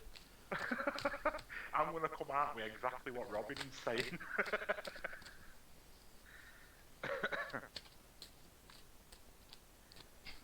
Robin, keep quiet for 2 minutes. Robin, please don't keep quiet, because I might be able to work off what she's saying. Don't give him help. I'll just turn my mic off. Right, Andy, I've got the Knight of Wands. I've got no idea what he looks like yet. The King of Swords. Or him.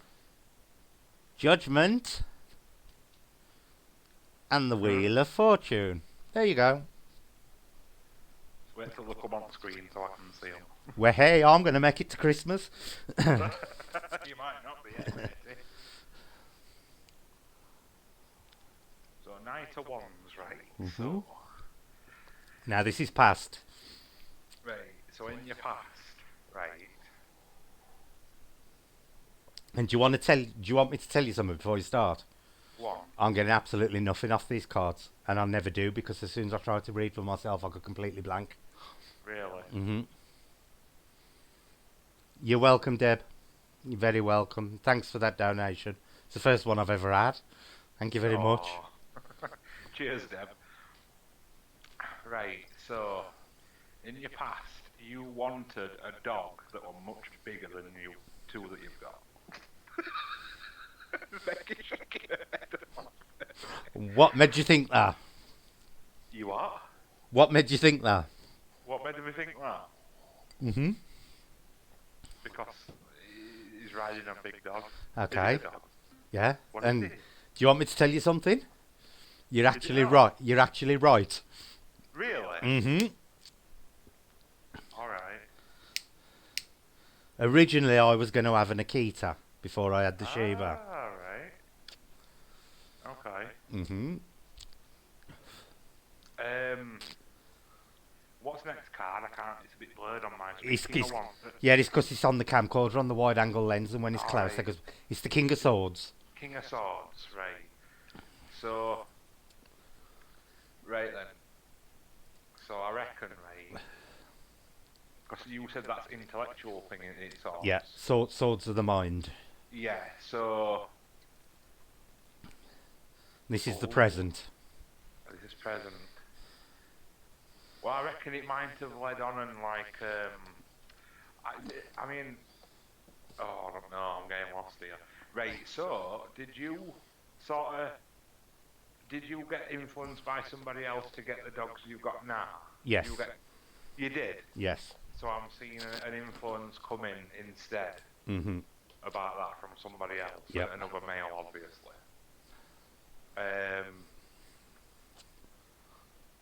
Because I think it's leading on from that. Right, okay. Right. So, what's that, judgment? Judgment. This is the future. This is the future. Oh, you kind of don't like... For me, it's like a two-part thing. Well, go on then. But I don't know, because I can't see where this is going at all.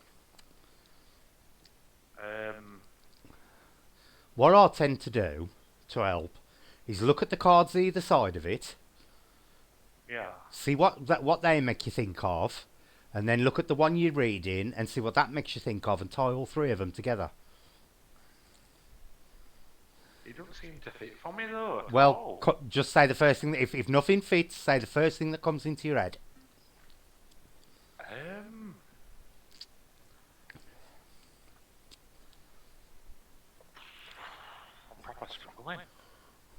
I have this sometimes with cards.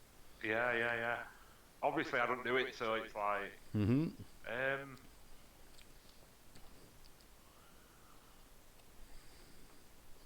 all right. So I don't know that flag's proper standing out for some reason. You know that, Yeah. Right. So go with that. all right? So, but I don't know what it mean. Like going on with fortune, cause I don't know. You ain't thought about like moving away, have you? Yes. You have, Mhm. like another country maybe. Mhm. Okay, And right. I'll tell you something now before you go on. The only time I ever had my cards read, I was told that eventually I would move abroad. Really? Yep. Oh wow. Okay. So yeah, obviously that's leading on to um, that wheel. So that's the only thing that's everything else just seems like a blur. It's just Mhm. that. Um, and then there's your sort of your decision to make, isn't there? Your um, but it all feels like it's up in air. Yep. Like you're all a bit like airy fairy in your head about it. You don't quite know what Mhm. to do. Yeah. Um, but obviously, so it could tie you back. I mean, it could be something to do with your dogs could be holding your ear as well, and this Yep. Bang on. influence from this Yep. Yep. male figure that Um, Mhm. oh, I don't know. That's all I'm getting. Pretty accurate, actually. Really? Yep. And I'll tell you what the previous one told me, that I was going to move abroad to a country to study some paranormal thing in that country, All right. and it was something specific. I don't know. They don't know what country, but there was some kind of there's some paranormal thing in that country that Yeah. I would move to from what I study would take me to that country to carry on studying it because that is where it's based. Okay. And apparently it's by the sea, was what I was told. Right. But quite interesting because you were spot on with the big dog and everything. Yeah, yeah. Say I've never done it like that Yeah. before. Obviously. I've always just read stuff from books, obviously. But Mhm. yeah. Okay. I know it was short and sweet, but Yeah. that's sort of. Not as easy as you think, is it? Oh, I didn't know, but we're watching why have you done it and what stands out, and like that's yeah. Yes, Sam. Yeah. I was told that, and apparently it's going to be when I'm in my 60s. Apparently. Really? Yeah. Was what I was told. That I'm gonna move somewhere abroad to study something, and it's paranormally connected apparently. But it's something. I don't think it's Bigfoot, Mum, because I love Bigfoot, but I don't think it's Bigfoot because apparently wherever I'm going is by the sea. So I don't know what I'm going to be studying by the sea. But apparently, whichever country I'm going to, this thing is strongly connected to this country, and I'm going to move there to carry on with something I start here. So I don't know. Oh, I'd love it to be Florida, Sam, because I love Florida. Well, But I don't know what a I'd be lot of studying. I don't know what I'd be studying paranormally in Florida. a lot of fairy-based witches, moved to the sea Hmm. to to study them because that's where they feel drawn to. Yeah. And I was told I'd move abroad by the sea, and it would be to study something paranormal. That apparently I start studying. I get into over here, but it Yeah, ain't gonna be till I'm in my 60s, and I'm gonna go over there and wherever it is because they couldn't tell me which um, country it was. They just said all I can see, it's possibly Robin, but apparently it was something I'm going to study of a paranormal nature connected strongly to this country, right. whichever country it is. But I'm going to be by the sea where I'm doing it. Interesting. Mm.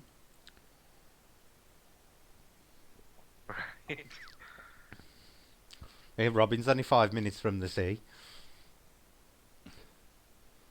I've been to Florida 4 times, Robin. I love Florida. I've always said if I won the lottery, that's where I'd move to. I've always said that. I'd go and live in Naples in Florida. Love the place. But that was really quite well done, Andy. All right, cheers. Mhm. Not bad for a first proper go. Yeah. It does get and it helps if it's your own cards and stuff as well, because you get a connect. Yeah, That yeah, is difficult reading somebody else's cards from a distance. yeah. But that was really good. I Right. was really impressed with that. Right, we'll just have a general chat now. Um, we can talk about anything paranormal or whatever. Do you want to tell them what you're doing tomorrow, Randy? Yeah, I can do. So tomorrow night on my channel, we are doing a live stream. It will be around 8, 9 o'clock somewhere. I'll advertise on Facebook page before we go live. But we are investigating Rose's house, which is known as Hell House. So that should be pretty interesting. That is tomorrow at about 8, 9 o'clock. Right, and then you're there for 2 days, then you? We're there for 2 nights. Yeah, we'll be doing a video second night, and then obviously putting a video together for channel. Yeah. Are you doing a short live stream the second night, or? No, I don't think so. Cause I'm what I want to like go quiet and concentrate. Yeah. Right. Okay. You ain't gonna break any of Rose's plates, Sam? Yeah. I promise I will not go poking any plates or any breakables. I'm Yeah. not like that. Yeah, because I don't know how many of you are aware, but there was another team at Rose's yesterday, and they accidentally broke a plate, and it's caused a bit of A bit of hoo-ha. Yeah. upset on all sides. Is the Uh, is the best way to describe it. Have we still got anything planned about Yule yet?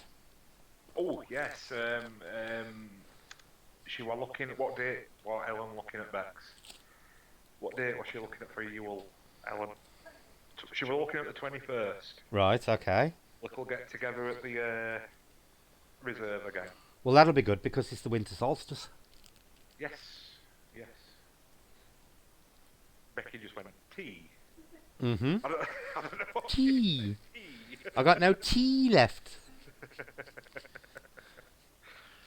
Andy's channel is Elemental Encounters. Do you want to shove a link on there, Becky or Andy? Yeah, go on, Bex. Becky can do it while she's not doing now. Put a link up to our channel, but For those who don't know, Andy actually specialises. He doesn't believe in intelligent hauntings and ghosts. He believes that a lot of things that people mistake for ghosts are actually various members of the Fae family. yeah. A lot on it is nature spirit based. Yep. Yep. 21st. That'd be an ideal day actually, Andy, because it's the winter solstice Yeah, it'd be really good. and smack bang in the middle of Yule. Yeah. Yeah, Becky will put a link up in a sec for you, Robin. But the channel's actually called Elemental Encounters. Now Becky's having computer trouble. I'll do it. It's quicker. Oh, is it your son's birthday, Cass? Yeah, it's the shortest day of the year and the longest night. But yeah, Andy believes that a lot of things that people actually mistake for ghosts are actually elementals and the Fae. There you go. There's the link to his channel.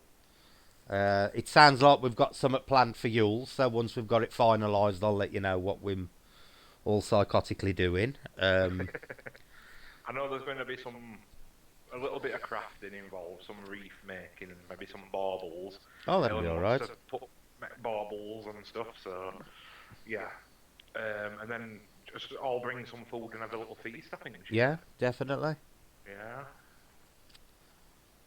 I friends with him a while. We moderate same channels. Oh, there you go. Apparently you moderate same channel as Robin. Alright, cool.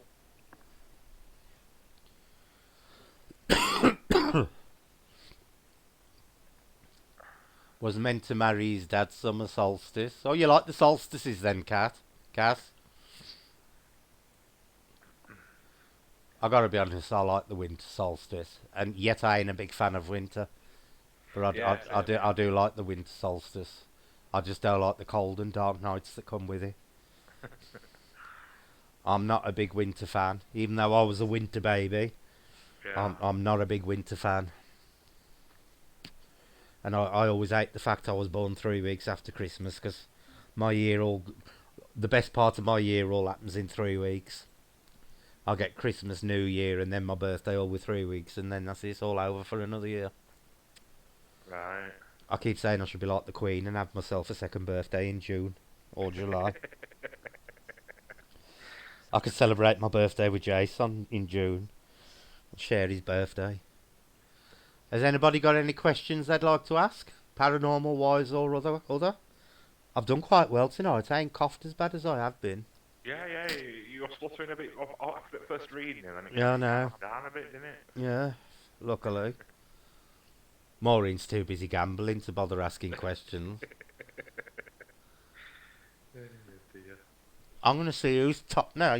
Becky, you want to be careful because Maureen's going for your crown. I love Florida, Robin. I absolutely love Florida. Every time I've been, I've always made a point of going down to the Everglades. Done a couple of night trips on the airboats around the Everglades and seen little gators crawling over the mother and all doing that cheeping noise. It's brilliant. There you go. Becky's still top. Yep. Mags is second. Mama Cass is third. Joanne's fourth. Chris is fifth. You're sixth, Andy. Sam's seventh, and I ain't even on the list. Lee's eighth. Kat's ninth, and Stephen's 10th. You want to know about my NDE, Maureen? Do you really want to know about my NDE? Okay. Um, it ain't your typical one, and I always find it funny. I've got to be honest. I think I was 15 at the time, and I went to a friend's house. We were off school. It was a weekend, and there was a group of about 5 of us, and we were playing pool at a friend's house, and we were drinking Cherryade, or so I thought.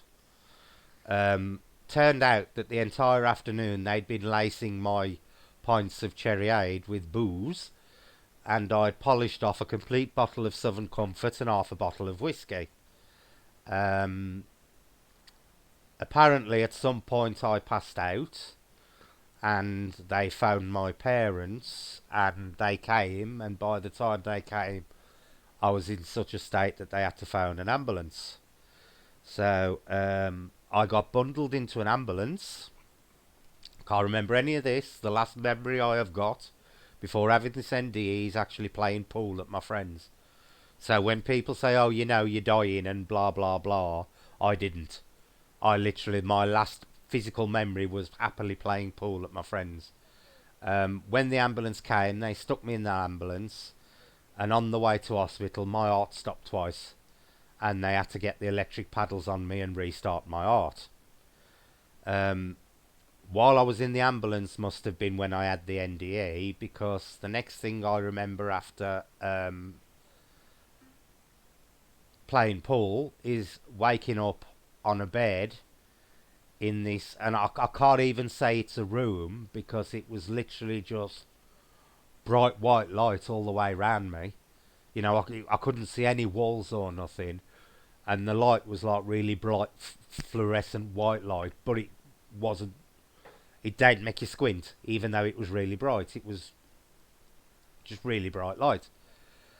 The only other thing I could see was this desk with this woman, I presume, had been sitting at this desk, was now sitting at the side on my bed, and she kept shaking me and saying, you can't go to sleep, you've got to get up and leave. Now, I felt really, really tired, and I kept wanting to go to sleep, And every time I tried to drop back off, this really annoying red-headed cow kept shaking me and going, "You can't go to sleep, you've got to get up and leave." And in the end, I actually turned round to her and said, "Will you F off and leave me alone?" Which probably ain't the best thing to say to somebody if you're in heaven, or wherever the hell it was.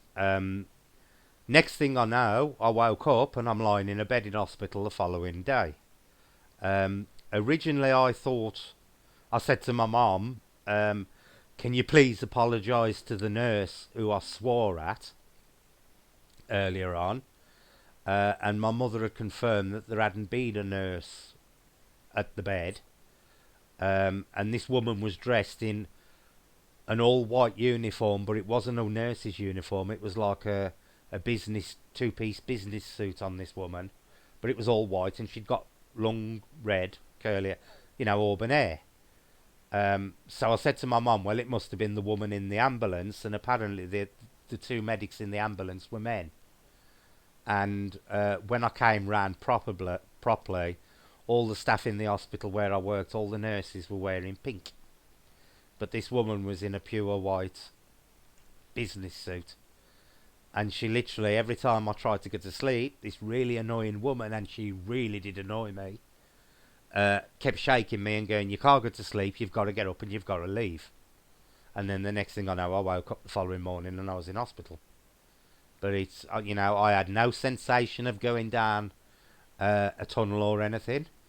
The really odd thing is, I never even questioned why I was on this bed. Even though my last memory before that was playing pool at my friend's house, I never once questioned what I was lying on this bed for, and I can't actually remember leaving the place where this woman was shaking me. All I can remember is she was there 1 minute annoying me, and I told her to F off, and then the next thing I know, I woke up and I got all drips and things in my arm the following morning. But apparently they confirmed I was clinically dead twice in the ambulance on the way to the hospital, and they had to shock me, and I presume that is when it happened. So that's my NDE. Very interesting. So if it was heaven, I ain't going back there, Andy, because I swore at somebody. And I literally did tell her to F off. You're off their checklist. Yeah. Yeah. Because she was really annoying me. You see, I've got a remembrance of one when I was really young as well, and mine were operating theatre. Yeah. But mine were very strange as well. Like yours, there were no lightweight tunnel or all Yeah. like that. But I remember sort of coming to in top corner of a room, looking down. Yeah. Like not flat, just like sat up, if you would. But I couldn't see myself because all doctors and nurses and surgeons were busybodying around me. I remember looking to my left and the wall completely disappearing, and I could see my mum and dad waiting. Yeah. Right, and then that kind of blended back to the wall, and I can remember lifting my hand up to have a look at it, even though we're only like 5 or 6, I knew exactly what to look at. And outline shape was there in my hand. Yeah. But when you get a light tray through your window and you can see all dust particles Yeah. floating, Yeah. it were all made up of that. Just How like weird. that. Just little particles in the shape of my hand. Yep. But it were like inside, it were like a feeling of knowing I weren't locked to my age, if Yeah. you know what I mean. Yeah. It was like an infinite knowledge, like complete acceptance, but there were no emotional attachment to what I was leaving behind. Yeah. See, now, mine was really weird because I actually felt like I was on the bed. Right. And I felt solid and everything. And Felt solid, yeah. And the room, if it was a room, Andy, I can't even tell you if it was a room. It was just bright lights everywhere. I couldn't see walls, but there was a desk just off from my bed, and she got up from the bed off the desk when I woke up, and she came sat on the side of my bed and started talking to me, and I cannot for the life of me remember what she said to me first. And then I was lying there thinking, I want to go to sleep, and I never even questioned why I was on this bed. Yeah. Not once the entire time it happened, because the last I knew, I was playing pool, and I didn't even know that Spike. They admitted later they'd been spiking my drinks, because they had to have the police and everything involved, and my friends actually admitted they'd been spiking me all afternoon. Right. You know, so I didn't even know what had gone on. But it was just the weirdest thing ever because the light, it was that bright, but you could look like, you didn't have to squint or nothing. It was Yeah. just pure white light everywhere. Bit And like in Matrix when he ends up in that white area. yeah, but there was no walls. There was Yeah. literally no walls. It was just endless white light. Yeah. And the bed I was on, which was like a normal bed, and this desk just to the bottom of it and to the right hand side as I was lying in the bed. Right. And then she came and sat on the bed, and she did say something to me, and I cannot for the life of me now remember what it was she said to me. But she started talking to me, and I remember lying there thinking, I'm tired, I want to go to sleep. And every time I tried to drop off, whether that if I'd have fell asleep I'd have gone altogether, I do not know. But she kept saying, you can't go to sleep, you've got to get up and leave. And that was all she kept saying to me. And it was the fact she kept shaking me every time I tried to go to sleep that annoyed me. And in the end, I just literally let rip at her. And I swore at her. But it was the first thing, when I woke up and I realised where I was in hospital, the first thing I said to my mum was, I need to say sorry to that nurse for swearing at her. And nobody in the hospital knew what I was on about. Right. And I got some really odd looks. I always assume mine was through my anaesthetics. I am not good with anaesthetics at all. 'Cause like, I had numerous operations when I was younger, but I remember, oh, they were awful. A few years later, having my tonsils out, 'cause I got tonsillitis, just before they stopped doing it and all Yeah. that. And I woke up mid-operation and saw them lifting them out. They Ugh. just come out of my mouth, Ugh. and I woke up and saw it. Oh, God. So they hadn't given me enough that time, Jesus. Oh, it's a nightmare. But that is what I think it was, Robin. I honestly think it wasn't my time to go. And that was her way of saying you got to, because that was her exact words. You can't go to sleep. You've got to get up and leave. That was what she kept saying to me. And she was a normal-looking woman. She hadn't got wings or nothing. She was just dressed in this white business suit with wavy auburn hair, long hair. A bit like Ellen's, but not as long. Yeah. And she kept saying, you can't go to sleep. You've got to get up and leave. And then I lost my rag. Eventually, when I wouldn't let me sleep. Sounds to me like one of them in-between places, Mhm. with the... Yeah. I have heard of them with like a way station Yeah. It's in between. Yeah, it was like a waiting room. Yeah. But I do believe now, if she'd have let me go to sleep, I wouldn't have come back. Right. I think the fact that she was, I think the staying awake was keeping me alive. But they confirmed in the hospital because Mum obviously terrified my mum because my mum was in the ambulance with me, Yeah. and I actually died twice in the ambulance, and they had to shock me back, restart my heart. That's how bad it was. And I woke up the next morning with all these drips in my arms. I hadn't even got an hangover. I don't know what they pumped into me, but I'd love to get some for future. Because I hadn't even got an headache. I woke up the next morning feeling great. Wow. I hadn't even got so much as an headache. And when I get, this is why I don't drink, Andy, because I have 2-day hangovers, and I just don't. I don't like being drunk. This is one of the reasons I don't like being drunk. Yeah. And 2, I have really bad hangovers, so I just don't do it. I don't like it. Well, Mama says she woke up in surgery once too, was awful, couldn't move or there'd be a nightmare, Cass. That'd be an absolute nightmare.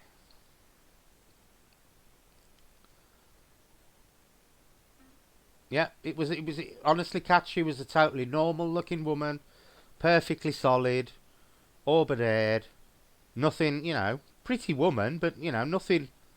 I wouldn't have said it was angelic, just a normal looking woman. But I told her to F off, so I ain't going to be welcome there again. They might have got new staff in by now. Yeah, they've probably got a list of people not to let back in on the wall, and my name's firmly on it. No. If Brett turns up again, don't let him in. Well, I couldn't believe it. I ain't a big drinker, Robin.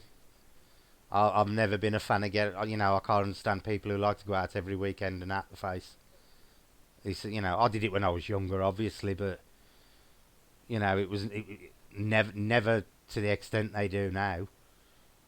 Because I'm one of them people who's always hated being drunk. I've never liked it. I can't even remember the last time I had an alcoholic drink, Andy. I think I'm going on to 10 years. Yeah, I can't even remember the last time I had one. But the thing is, Robin, I don't actually believe. The funny thing is, I don't believe in angels. Same way as I don't believe in devils. I've never had a Christian concept of death anyway. So so people say no, you were just it was your mind, conjuring up images of to comfort you while you were dying. I wouldn't have seen an angel anyway, because I don't believe in them, never have.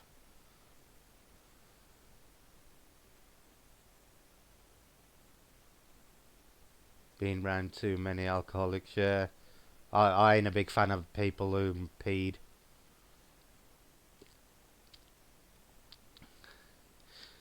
Sam says, I told a nurse I loved her while under the influence of the anaesthetic. I was really embarrassed when it wore off. Well, that must have been an uncomfortable situation, Sam. Dear. Yeah, that woman was more like a secretary to me, Cass. She was at a desk. She was sitting at a desk and she got up and came over to me when she realised I was awake. And then kept shaking me.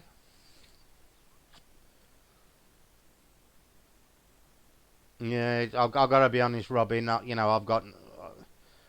ain't a practicing Christian. I'm a practicing pagan. So, you know, I don't believe in the Christian concept of angels and devils. I believe the scary secretaries who let you go to sleep, but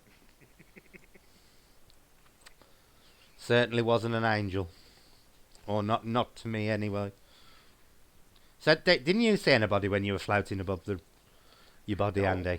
no, that's all it was. After looking at my hand and accepting, then recovery room, waking eyes, kind of, Yeah, yeah.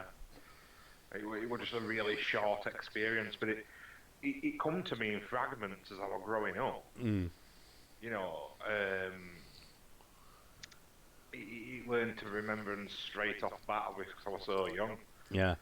I kind of like pieced it together as my memory grew a little Mhm. bit, but yeah, really strange stuff. Do you think it helps sometimes with having them sort of experiences later on in paranormal life? Yeah, because one, I think that was when I really started to, because it was just before I started going to the spiritualist church and stuff. Right. And I think and it really did ramp me up in that respect. But it also, I ain't afraid of dying either. I don't want to die, because I don't like the fact of leaving my son behind and stuff like that. But I ain't frightened of my own death personally, like a lot Yeah. of people are. You know. Well, I'm the same, like when I were in hospital over there, because I wanted to come home and wait it out, and they were like, "Oh no, you can't, you might die," and it didn't phase me one bit, Yeah, yeah. It really didn't. But yeah, But you have to think of the people you leave behind, and exactly, that's it. that's what that's the only reason I don't want to die. I ain't frightened of the actual death process itself. I just don't want, and I don't want to die horribly if I can help it. Yeah, that's But it. I ain't actually afraid of dying because I do believe we carry on in some form or another. Oh yeah, definitely.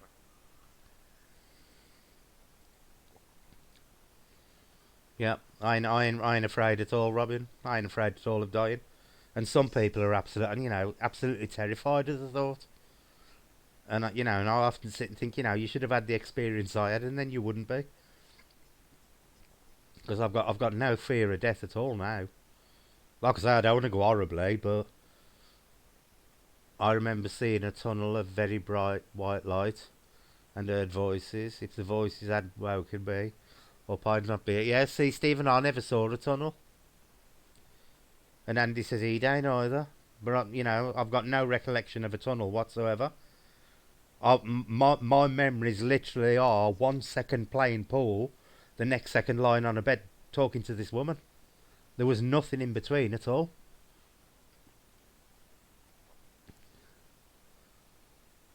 Yeah, that's exactly the same as I am, Mama Cass. I just, because my son's an only child, and I don't want to leave him on his own, sort of thing. But as for my actual, I ain't frightened of dying. So it's a lovely subject to talk about, isn't it? Oh, it is. And if I hadn't got Jay, I'd jump through the fairy portal. But he's the only thing that stops me doing it. That's it. Yes, and I told her I'm dying. I had maybe 2 hours to live. I said I have kids, and they need me. It went white, and my whole family kept telling me I'm okay. It's not my time, and they'll be with me till I come back. And a bit scared about suffocating to death, not being able to breathe is an awful feeling. And Steve says he felt like he literally left his body.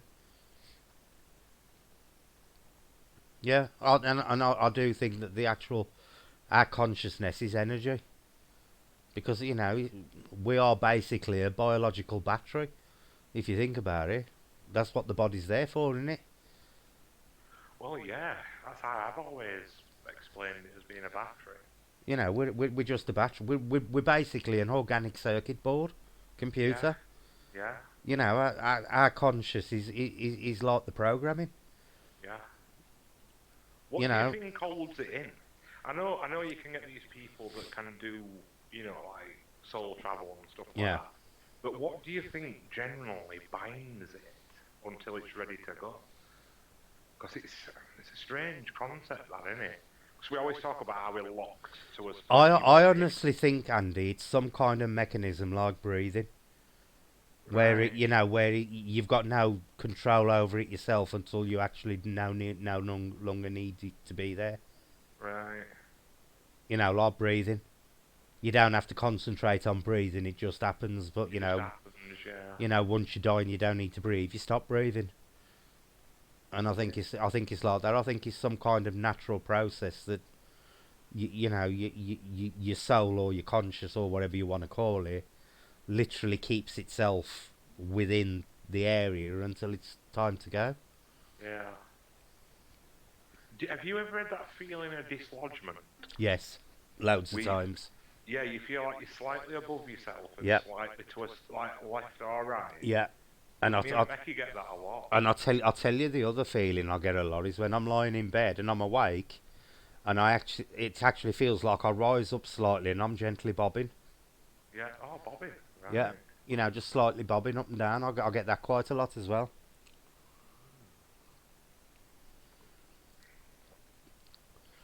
I was stupid to accept a joint at a party. Oh, that ain't stupid. The falling out and breaking your head is. The accepting a joint ain't stupid. Robin says, I felt very warm and I felt it. Oh, did Robin? There was, that of all the things that I find weird about the experience, and people say, what was the weirdest thing that you found about it?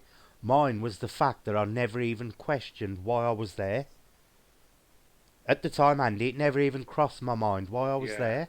Yeah, I think that's like a bit like mine, that I have no, worries about why that what happening. I think it's one of the things where you don't. This is what, and going on that basis, this is one of always questions why I ask about these spirits that are here that have got attachments still, because I don't think you would. Back in a pure energy form, I think you might lose most of your attachments to this here. I do. Because it's something that we experience in physical matter, innit? Yeah, but see, I think, and one of the things that makes me think that we carry on as ourselves, but just without a body, is the amount of people who've been visited by relatives who've passed over. When they die and they go and say, I've gone, but I'm all right, sort of thing.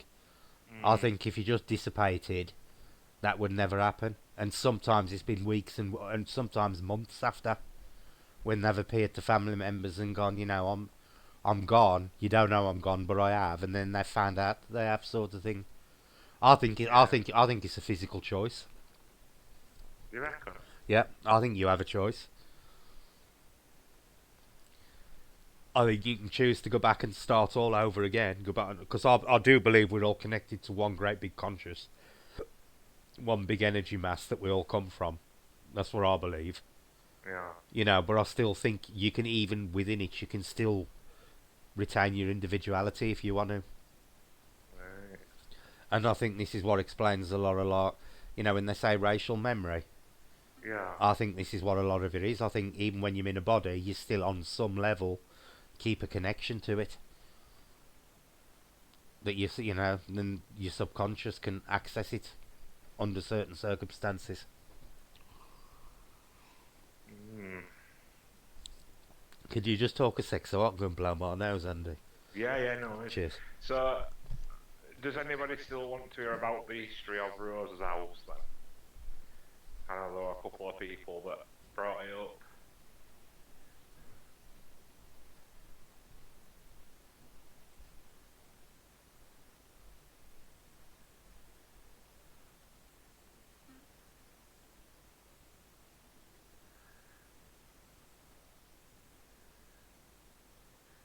Anybody? Oh, hi up, Joanne.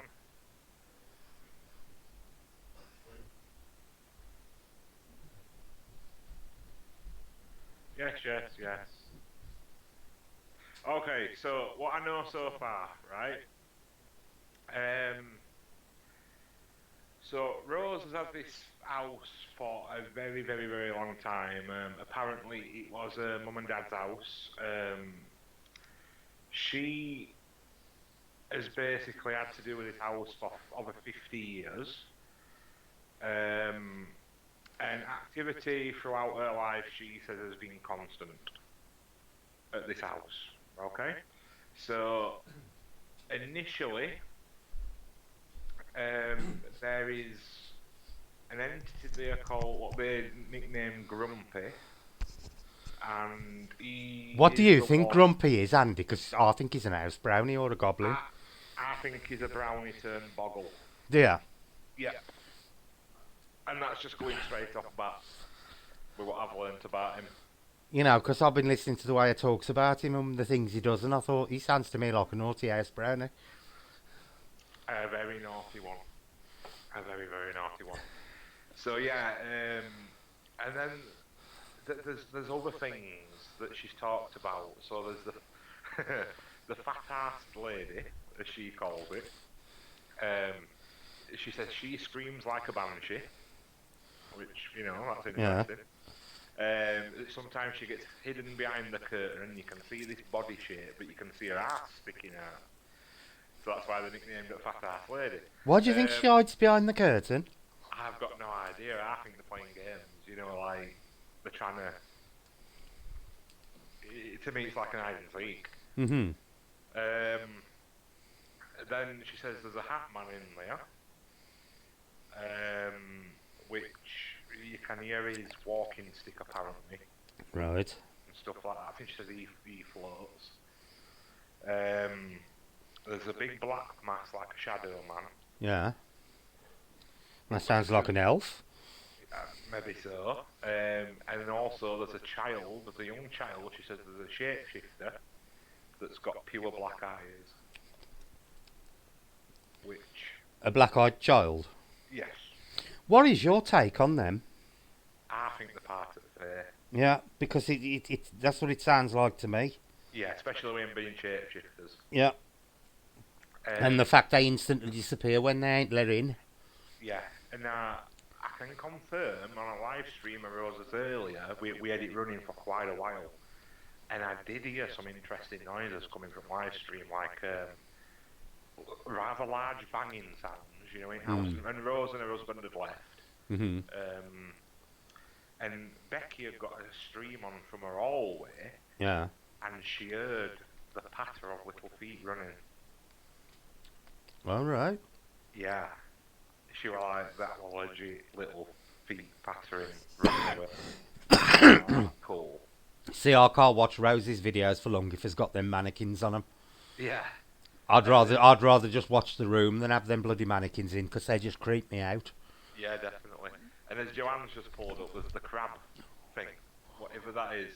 Apparently it's been caught on camera. Crab thing. Yeah, it looks like a crab. It sounds bizarre, but you know, again, that's not a Newman thing, is it? You know, if even I'm gonna have to have a look in my book to see if there's all that looks like a crab, because I'm sure as shit there's gonna be. Probably. But yeah, I'm going. Obviously, she knows we come from a different viewpoint. I've spoke to her for quite a while, a couple of times on telephone, and you know, she has took on board how we look at stuff. Mm-hmm. What I don't want to do is I'm going to present our evidence to her depending on whatever we get. You know, and like I've said, there's the elusive ghost experience that we've never had in 3 years. Might happen. Yeah, I'll be first to hold my hands up and say, well, this is what it comes as. You know what I mean? But if it don't and we get all the face stuff, then that's what I've got to present to Rose, you know. Yeah. What's the history of the house? Why is there so many of them there? We don't know for sure. You see, growing up, there were only one, and she said that it seems like more's moved in over time, which again sounds to me like there's a collective coming in. You know, she says they're learning, they're adapting to our equipment. Right. They are finding out how to bypass them. You know, which again, you know, says to me that this happens. Oh, and she told me another awesome thing that I've never experienced anywhere except for here. Apparently, the REM pod's going off in their head.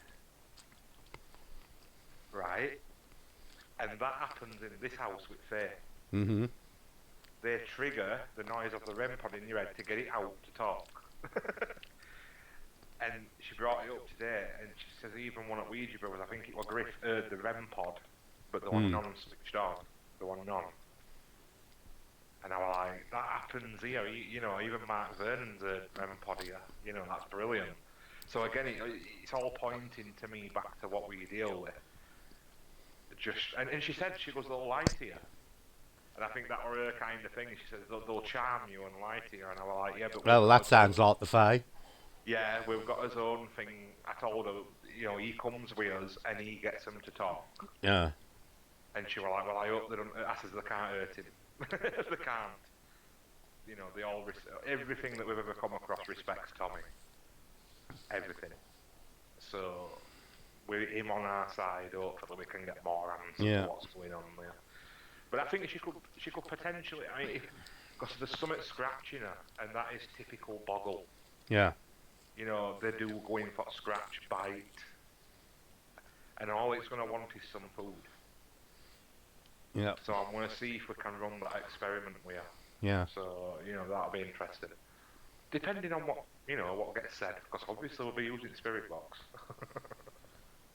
The other thing I meant to tell you folks, which is really interesting, I don't know how many of you actually watched my video on the channel about the abandoned Fae Garden. Yes. I actually finally got ran to listening to the audio I recorded on the Tascam for the day, because I didn't use it in the video. This is it. Can I just say though that I pulled this up, didn't I, in chat? Just as I'd finished editing, I says, we caught a little noise, I says, but it's really quiet, and you've been and listened to your Tascam back, and well. Yeah. Well. And basically, at one point, just before we started the recording, Andy had got his panpipes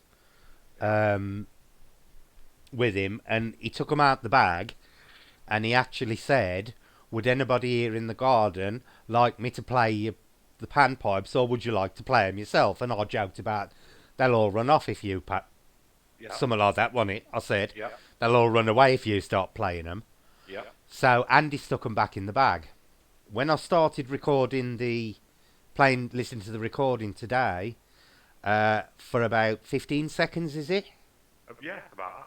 For about 15 seconds, the Tascam has actually picked up the sound of panpipes or wooden pipes being blown on. Yeah. For about 15 seconds on the recording, and there is also a whisper that says where. Now I don't know how many of you know about the Tascam, but the Tascam is a really high quality recorder, and it was set to waveform it on 96,000 bits, so it was set to extremely high quality. So if you hear a whisper or something on the Tascam, what you're hearing is exactly what it is. They're brilliant for eliminating things like rustling clothes and stuff like that. But there's actually about 15 seconds of the panpipes playing, and there's also an EVP, and I don't get many EVPs, but there's actually an EVP, and it actually says where, but I don't know whether it's where as in where are you, or where as in the old term for beware.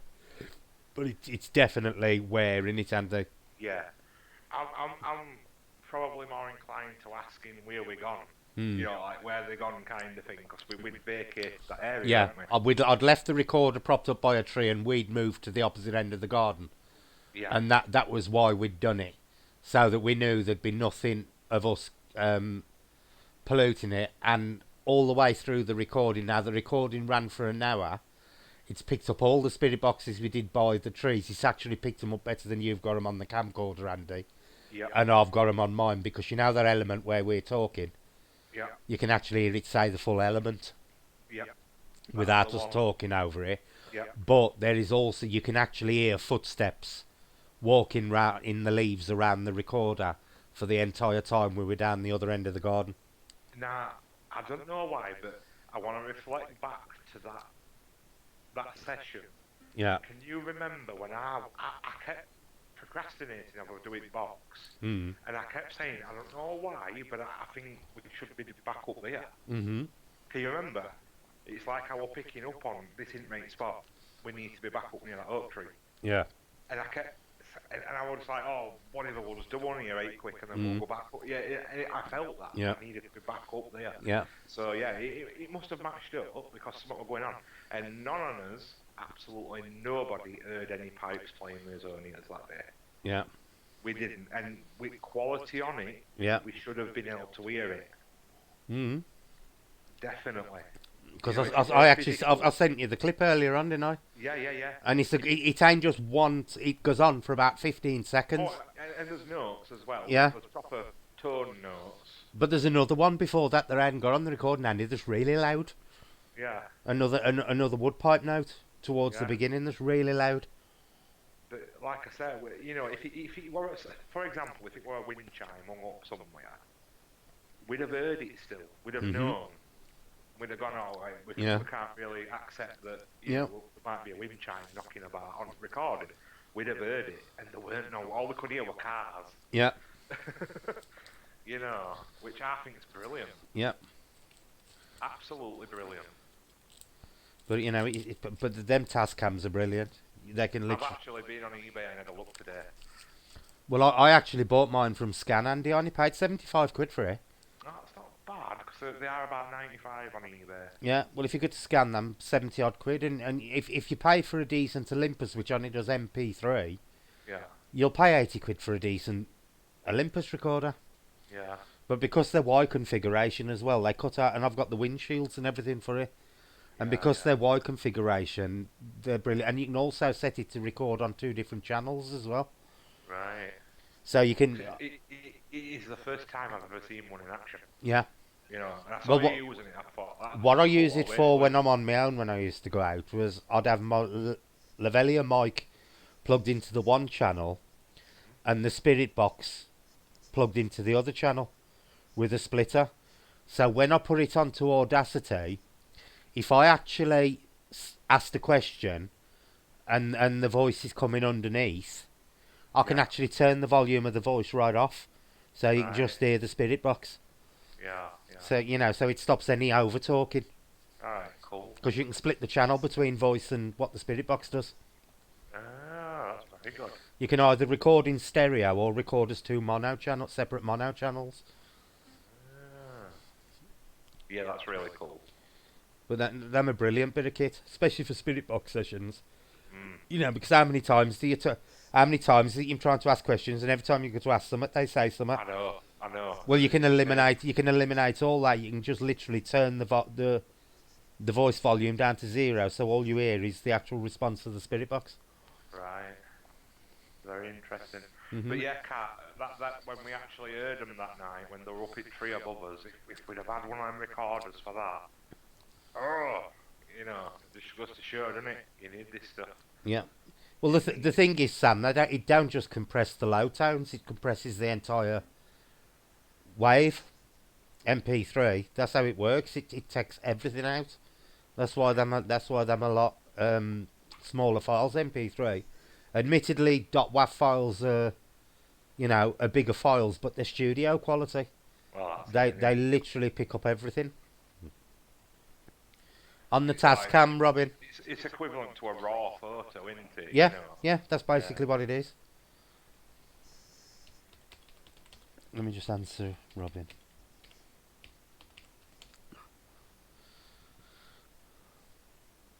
Yeah, you can split it.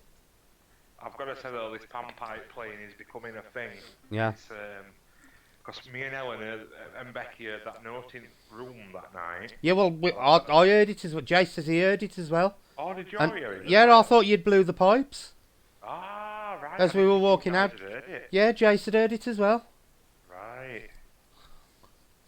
Oh, that's cool then. I thought because he went till you turned round and said, no, I hadn't blew it when Ellen questioned it. Me and Jace heard it. Alright, that's cool then. Honestly, I didn't think you guys had heard it. Yeah. But, so that, yeah. Well, I heard it twice. I heard 2 toots. Yeah. It's becoming a big thing, this. But to get it on the Tascam over such a period of time was absolutely, if it had been just one, we could have put it down to anything. Oh, but the fact it goes over, a 15-second period is brilliant. Yes, definitely.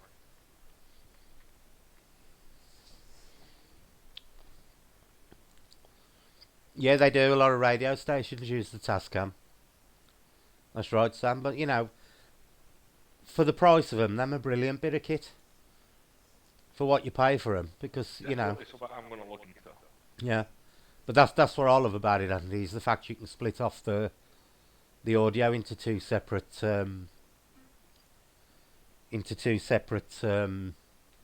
channels.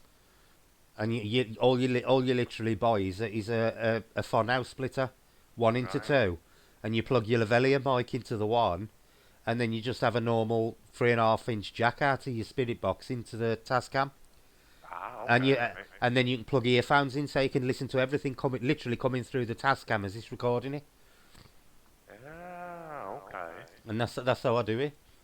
Well, if Jay's saying there. That's how I actually do it. Well, that's on next equipment to get list then. Yeah, brilliant bit of kit. We're kind of running out, things to get. Yeah. I'll definitely consider one of them after what you've... I've only seen it work once. Yeah. And it's convinced me, so... Brilliant.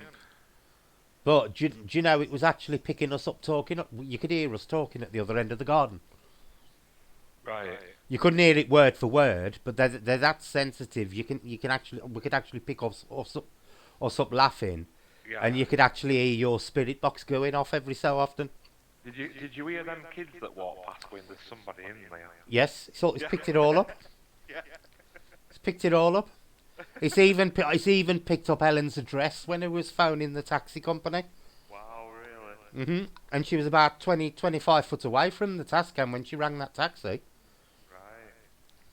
Yeah, Kat, that's exactly what I was thinking when you were just saying it, that we were on about trying to get more live sort of hearing clearly on what spirit boxes are saying. Because there's some stuff that gets said that if you'd have flowed with, your investigations could go all different directions. Yeah. You know, my only problem with MP3 recorders is if you record an MP3 recording and you stick the Tascam next to it, you'll hear some strange little voice say something on the MP3. When you record it, play it back on the Tascam, you can hear it as jacket rustling or Yeah. something because the quality is just so much better. It's actually the compression of the MP3 that makes it sound like it's an EVP when it ain't. But because the Tascams are such high quality, it eliminates. That's why people don't get so many EVPs on a Tascam because it eliminates everything that ain't an EVP. Yeah. Literally, you can recognise everything. It picked up that nutty blackbird. Oh Well, yeah. you could probably hear it in part of the what's it. He's picked up lovely in that recording. But I sat there looking at it today and this morning. I thought I'm going to play that because I ain't been through it yet. And then Right. when I started to hear them pipes, I thought that sounds like wind chimes. And then when I put my headphones on and listen, I thought no, it ain't. It's panpipes. Yeah. Yeah. It's actual wood pipe Yeah, noise, isn't it? Yeah. yeah. Like I say, I did hear him of the audio at camera, but it was that low. Mm. It weren't, we're putting in because I think compression at audio at video would have lost it. Mhm. So I was like, no, I'll not bother. Even though it was cool. But I'm glad I heard it via yours because it was so much clearer. Yeah. But see, this is the problem. Why you can't put a lot of EVPs on YouTube because they just lose the quality. And you could have a If I put that EVP onto YouTube, you probably wouldn't be able to hear it on YouTube Yeah. because they compress the sound that much. You'd just lose it. But you can actually hear it, and it goes where, doesn't it, Andy? Yeah. Yeah. Yeah. On Yeah. the record, and it's clear as day. You can hear it. Yeah. Very good. But I was well impressed with it. What time are you heading off tomorrow? Tomorrow we are heading off at about 4, getting there for about 6, I think. All right. Well, what we'll do, we'll carry this on till about 12 then, and then we'll cut it short. All right. Than we normally do, because you're having to get up early tomorrow and get everything sorted and stuff. Anybody else got any questions or anything else you want to talk about, Andy? No, I'll wait for any questions if anybody's got any. But yeah, that's the only problem with YouTube is it does compress too much. Yes, agreed.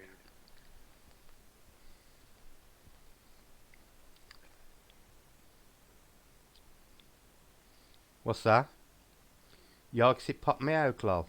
I ended up on a channel I didn't know.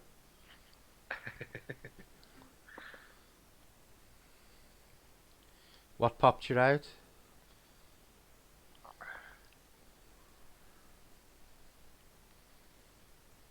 Why is Chris saying, geez, Brett Lawler? I don't know. See, I've tried the Zoom H2, Sam, but I thought it was a little plasticky. And I don't actually like the recording quality of it.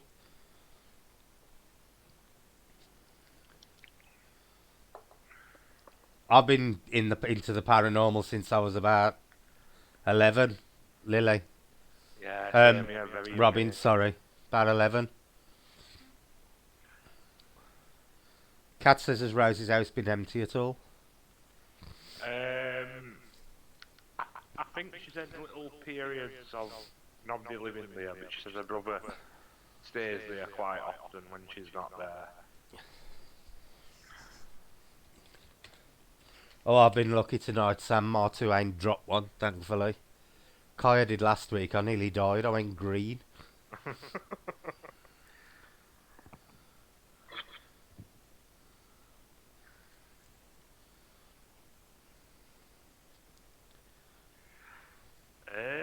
Joanne, does any of the face stand by and watch us struggle through life and want to help us? Probably so. There'll be some that will, and there'll be some that really won't. But just base it on people, how you get some people willing to help, and you get some that don't care. It'll be exactly the same with them. some will take an interest in you for a little bit, and then move on. It did. It went where? It was quite creepy.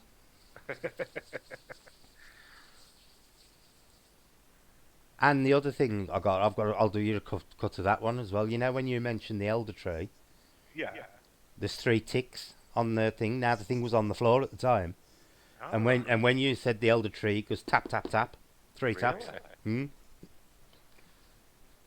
I'll send you that one tomorrow. Yeah, cool.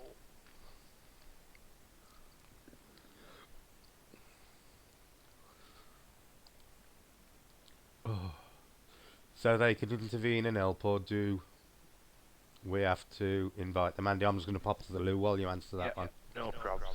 I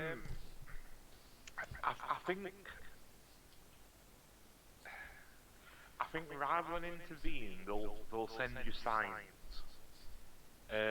Like a lot believe.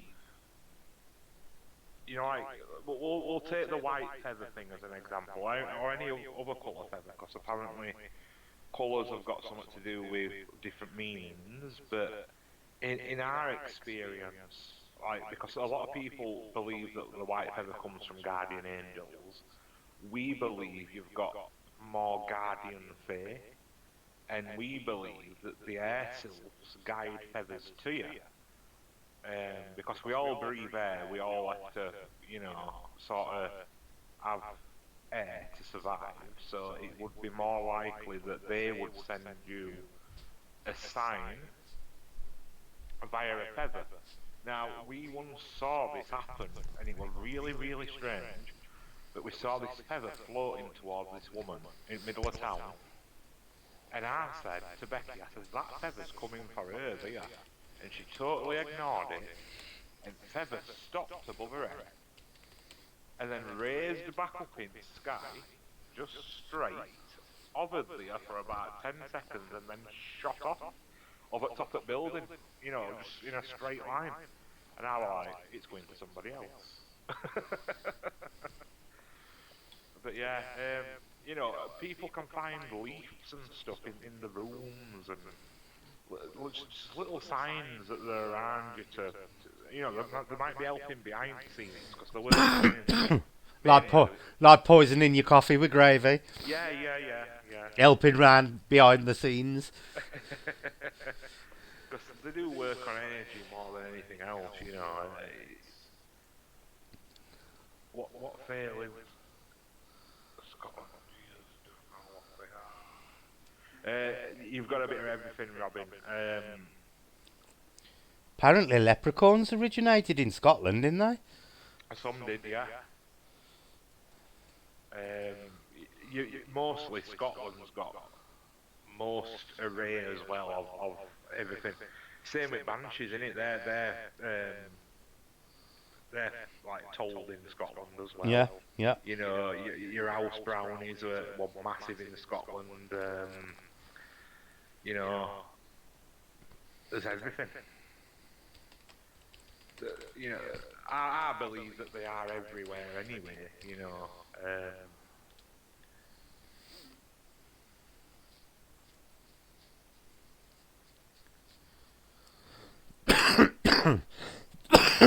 Isn't the Selkie mainly based in Scotland? It is, isn't it? Yeah.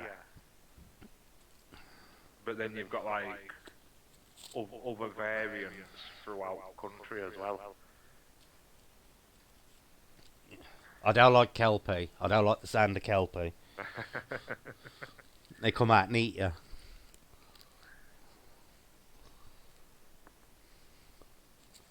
Have you noticed the water ones seem more vicious than the land ones? Well, yeah, they're portrayed like that, but I don't know, Obviously, I'd have to come across something that said it was one of them and try and get it to interact and see for myself, because it might be all false. You never know.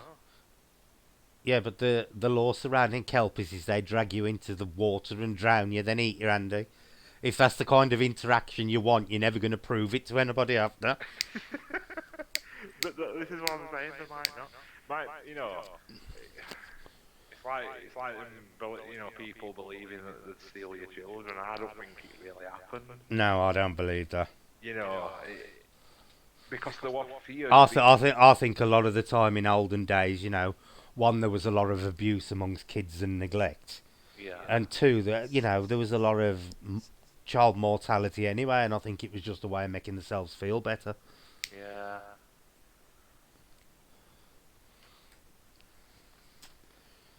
I've been looking at those. Brett was talking to Andy about them not so long ago. What, Kelpie? Yeah, they don't sound the most pleasant to the Fae.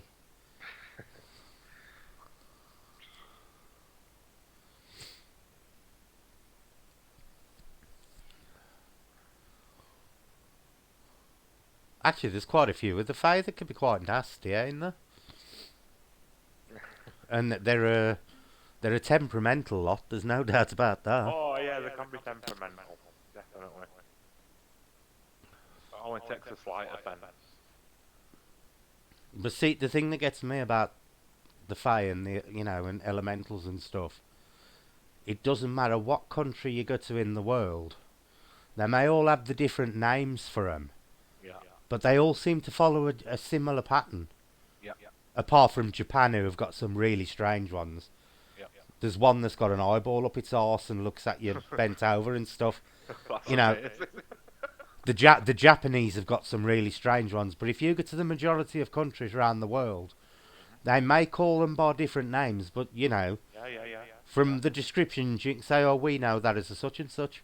Yes, exactly. And if you think these laws, this law and stuff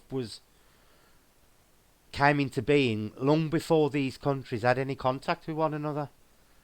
Yeah. And that's what reinforces, the thing. Nothing much to keep you occupied, though, at the Kelpies. Well, you don't need to be occupied if you're drowned and eaten, Joanne.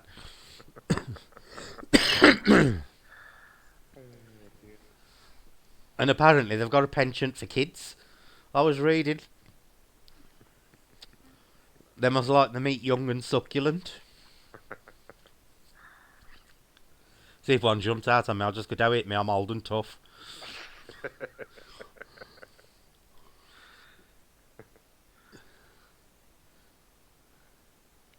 Yeah, exactly, Robin. And that's what reinforces the fact, that they're real, because all these different societies, at the time all these things were being talked about, they weren't in touch with one another.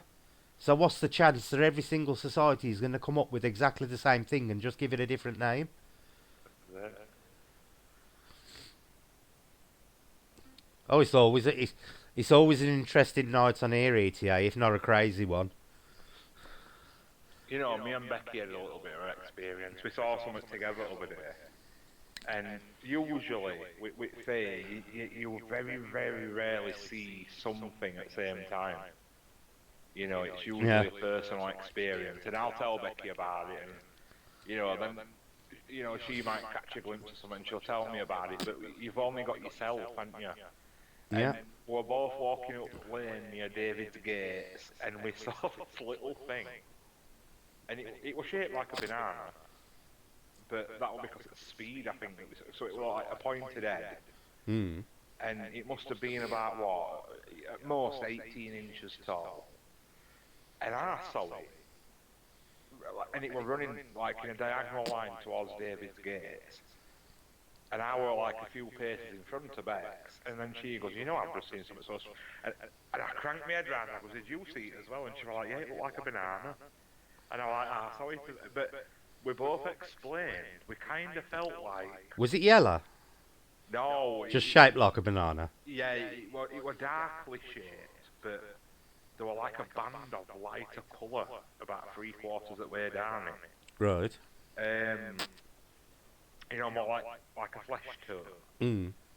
But it felt like, and we both got the same thing, it felt like we blinked, we aren't blinking to see it. If you can imagine what that... Yeah. It was like something had happened when there's a visual that allowed it to be seen.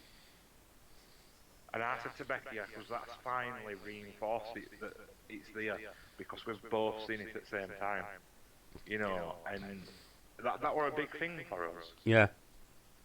Because as much as I can get a visual and Becky go, I can't see it, and it's like, well, is it just my head? Is it all in my head? It's like here.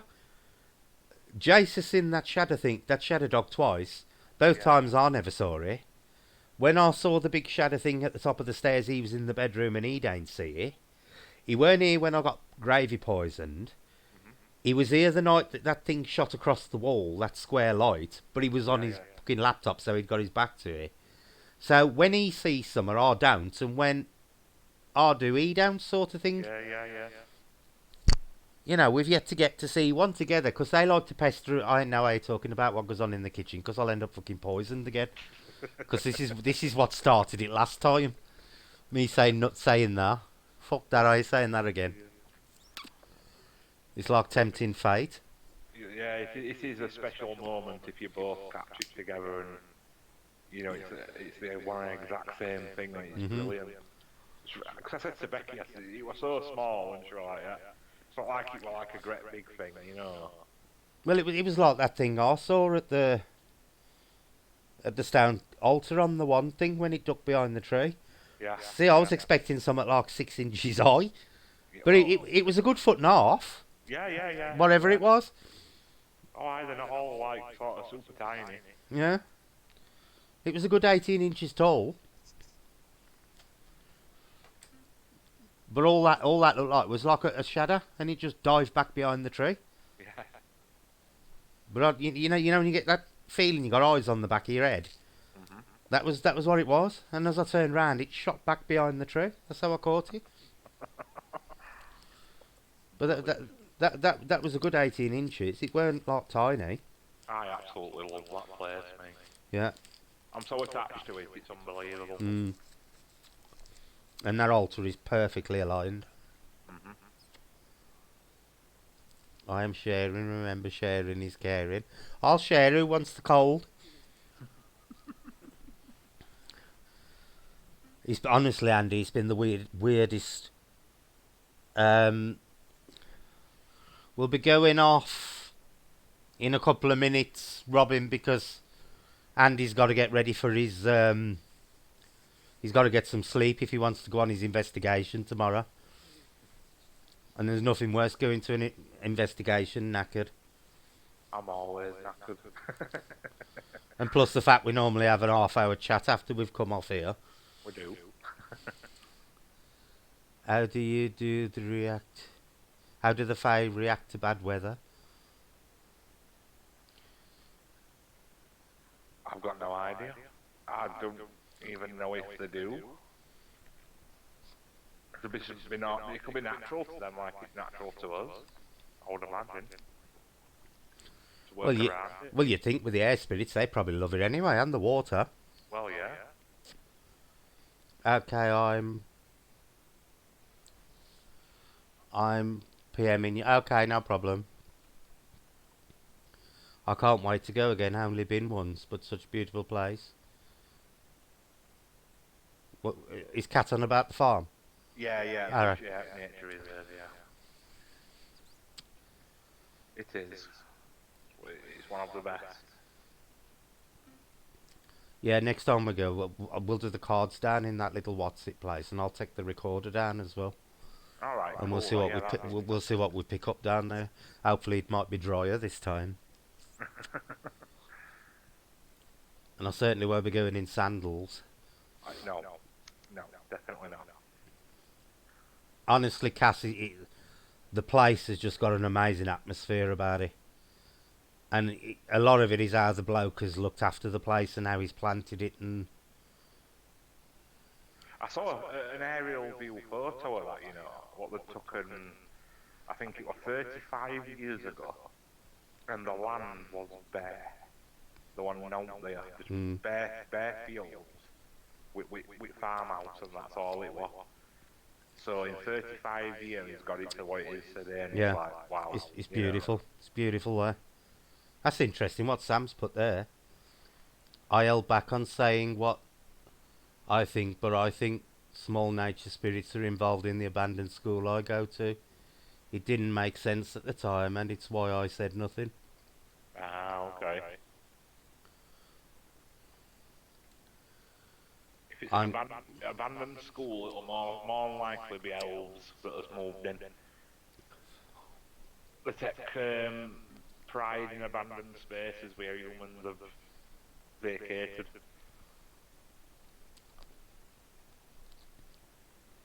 I'm going to the UK. Oh, you'll have to come and visit us then, Robin, if you're in the UK. Because me and Yeah, Andy live quite close to each other. Right, well, I think I'm going to close this down because it's midnight now, isn't it?